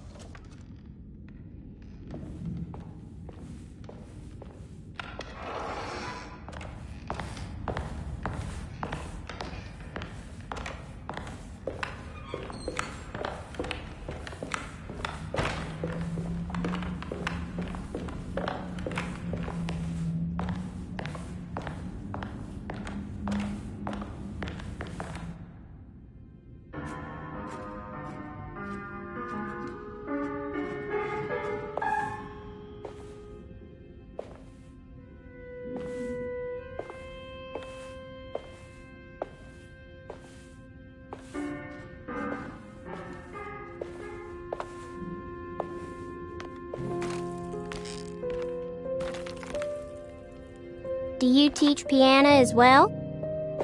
Huh? You're a governess.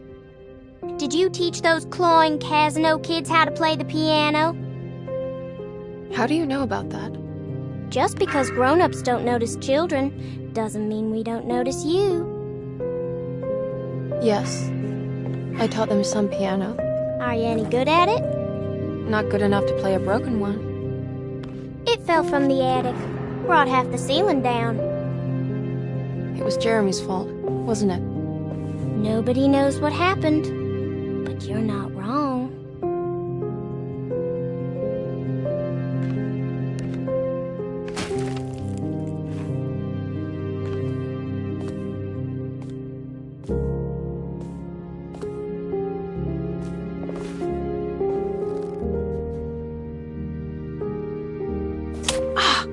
What are you doing?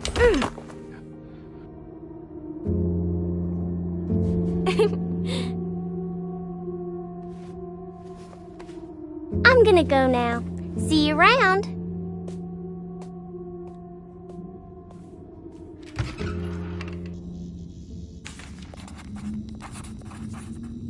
The prick of the syringe hadn't hurt as much as the humiliation of being played by that child. Emily just couldn't make any sense of her behavior. Grace seemed amused, but not mocking. Was this just her being playful? As her feelings subsided, a second thought appeared. She wouldn't have injected her with something, would she?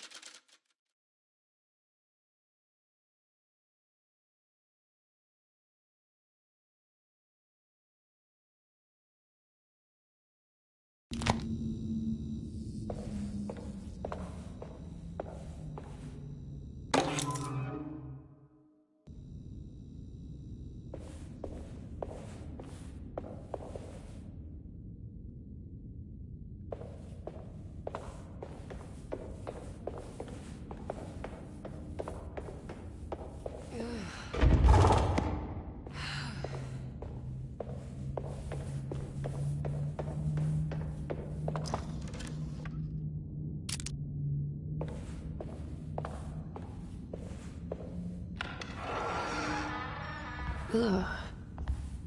There's more of that unsettling rot. On the commonplace of evil, there lies virtue and stark irreverence, careless thoughts of luminous indifference. But blame not the beast we once were, which science so often wished to refer. Not the wicked full of sin, it is you who stand and grin. All our good intentions aside, whereupon we build our pride. Sunless solitude, follow not this corrupting light. Prophets of confidence always crashes out of sight. Hear me, for we all bear this mark. Thus we must remain alone in the dark.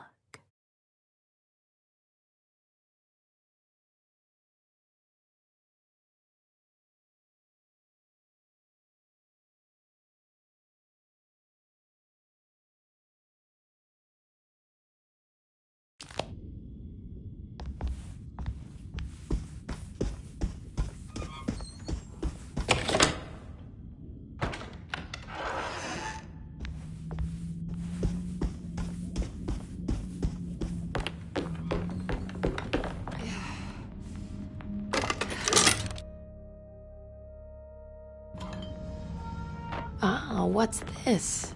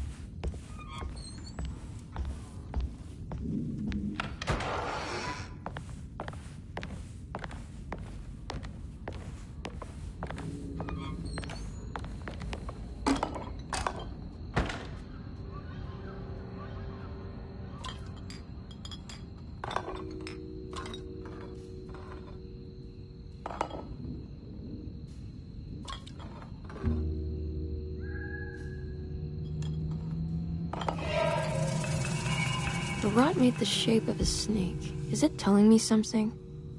Maybe it has to do with the numbers on the bottles.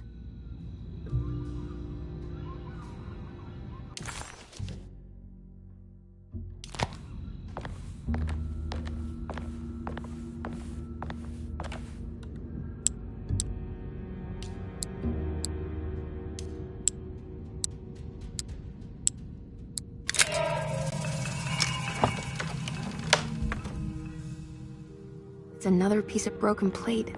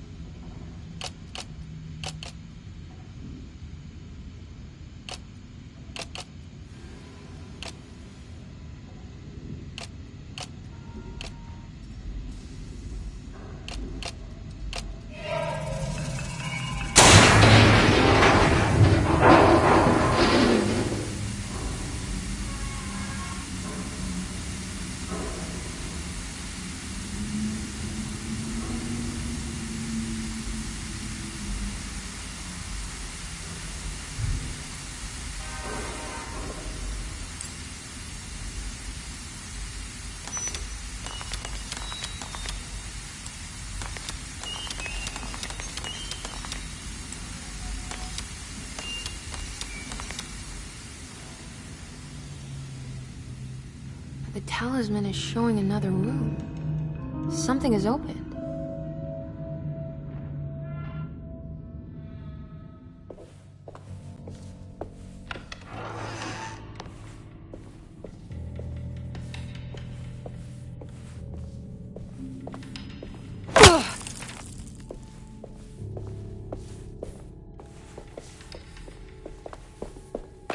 It worked. I'm in another one of Jeremy's dreams. Emily stepped out into the humid night and found herself recognizing the Lafayette Cemetery. She hadn't been here for years, she thought, and in a way, she still hadn't returned. This was something not quite the same. Hoping she would soon get to see her uncle, she set off to find the chapel mentioned in his book.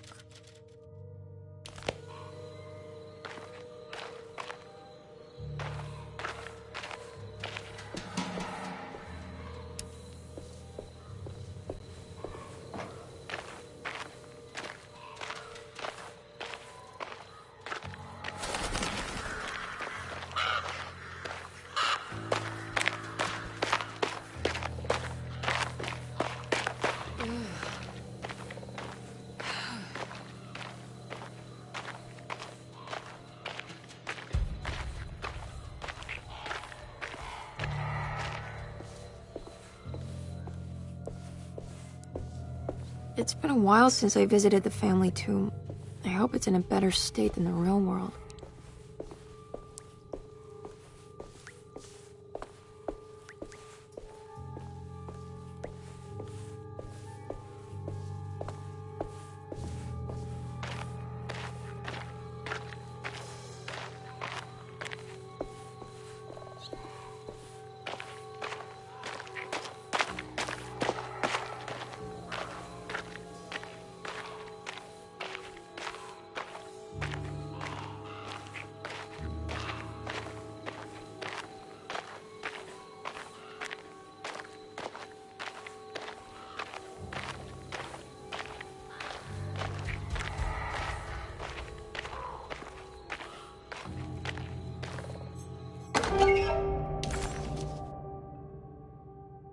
What's this?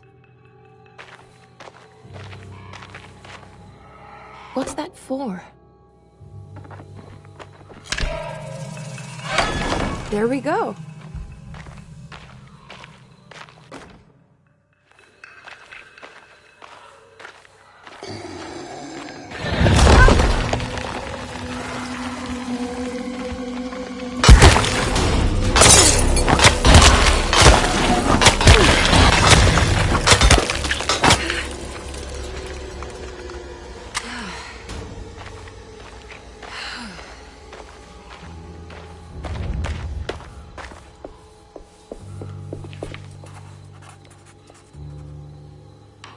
It was the chapel where Jeremy had promised to mourn the mysterious Perosi. Maybe soon she would be able to talk to her uncle and have him end this madness. She just needed to find a way inside the chapel.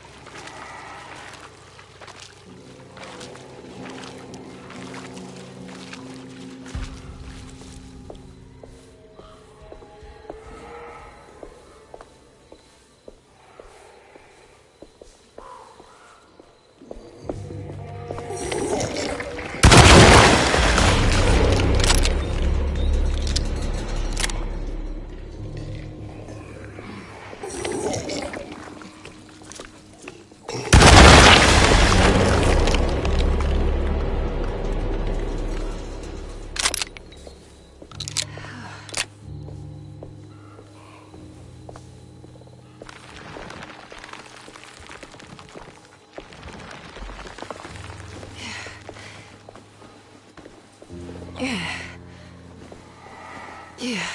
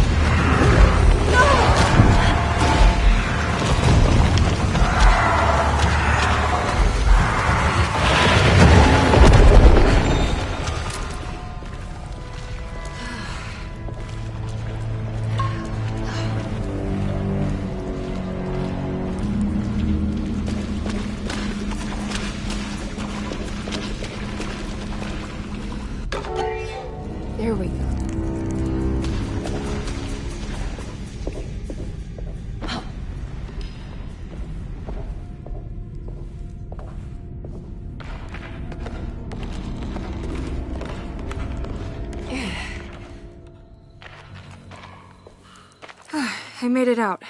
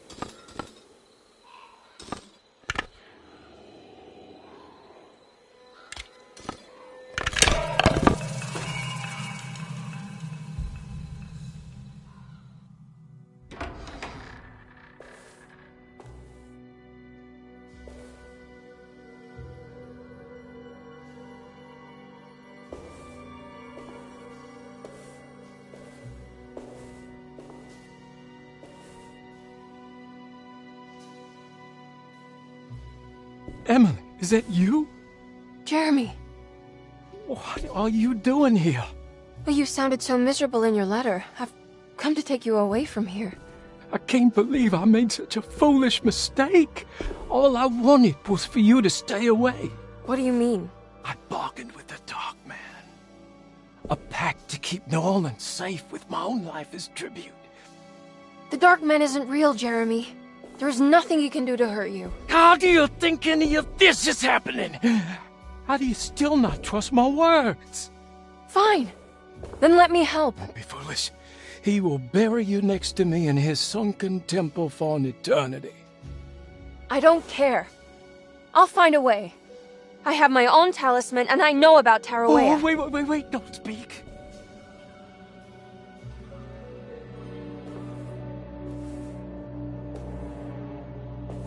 Who's in here? Show yourself. You know who, Emily. He took your grandfather. No, I mean it. Who's in here? I can feel someone's in here.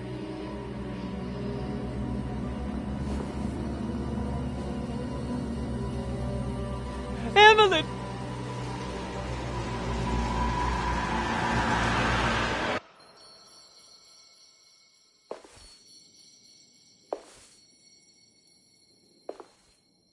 Tarawea. Why do you want to go there, Jeremy?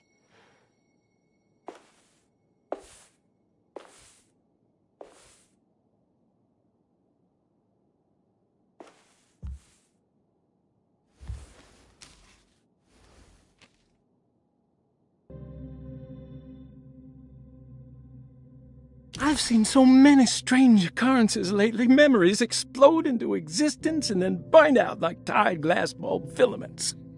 Dreamscapes crash down from the stars and sink into the sea. Doors that lead to nowhere and absolutely everywhere at once.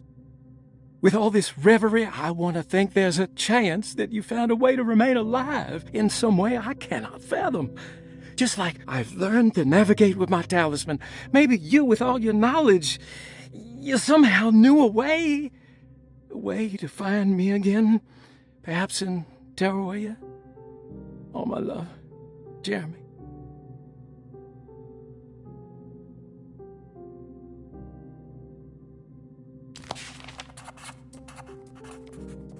I need to find out more about Jeremy's pact with the Dark Man. Despite suffering the Heartwood curse herself, Emily never thought she would be seeing the Dark Man manifested in front of her eyes. To Emily, the curse was very much a psychological condition and not something that could suddenly step into a physical world. What did this mean? Could her own personal demons take form? Surely the only way to get any answers would be to find a way to the place Jeremy so desperately wanted to go. She needed to go to Tarawea. Meant to go to Tarawea. Maybe there is something there that would help. She was beautiful. I wonder what happened to her. Perusi's fate remained a mystery to Emily. Was she a part of Jeremy's story, or did she maybe have her own?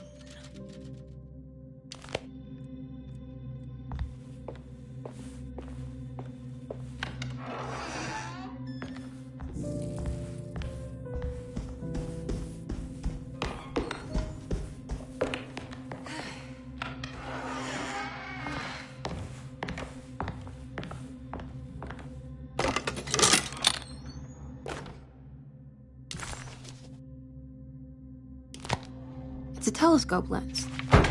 Well, why would he lock it in here? Jeremy had found a way to enter Tarawea, but he wasn't allowed to go.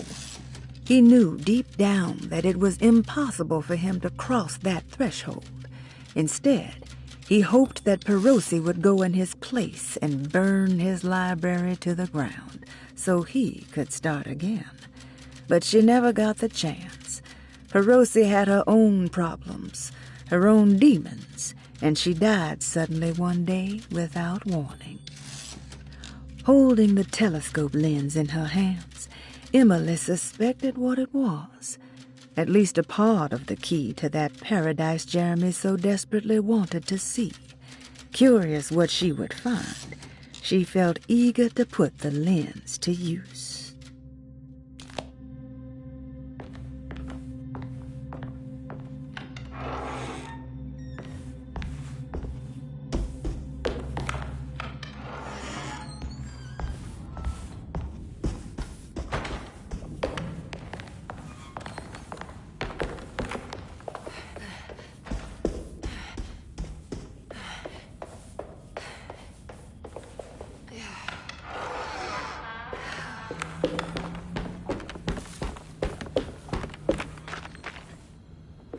Yeah.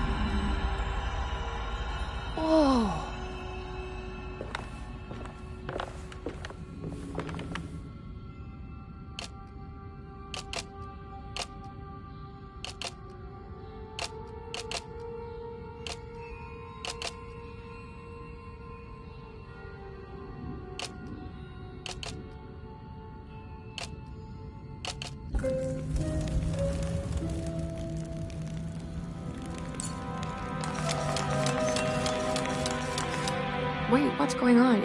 It's entering the numbers by itself? Okay, great, so where is that?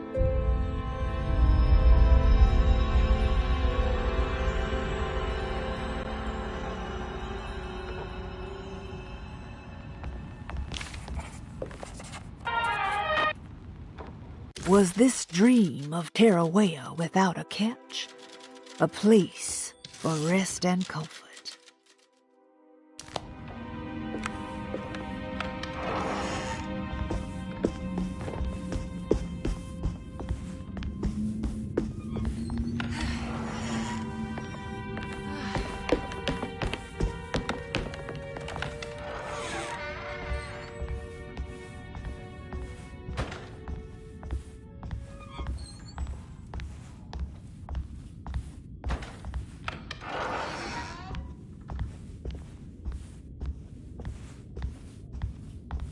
Ah, here we go.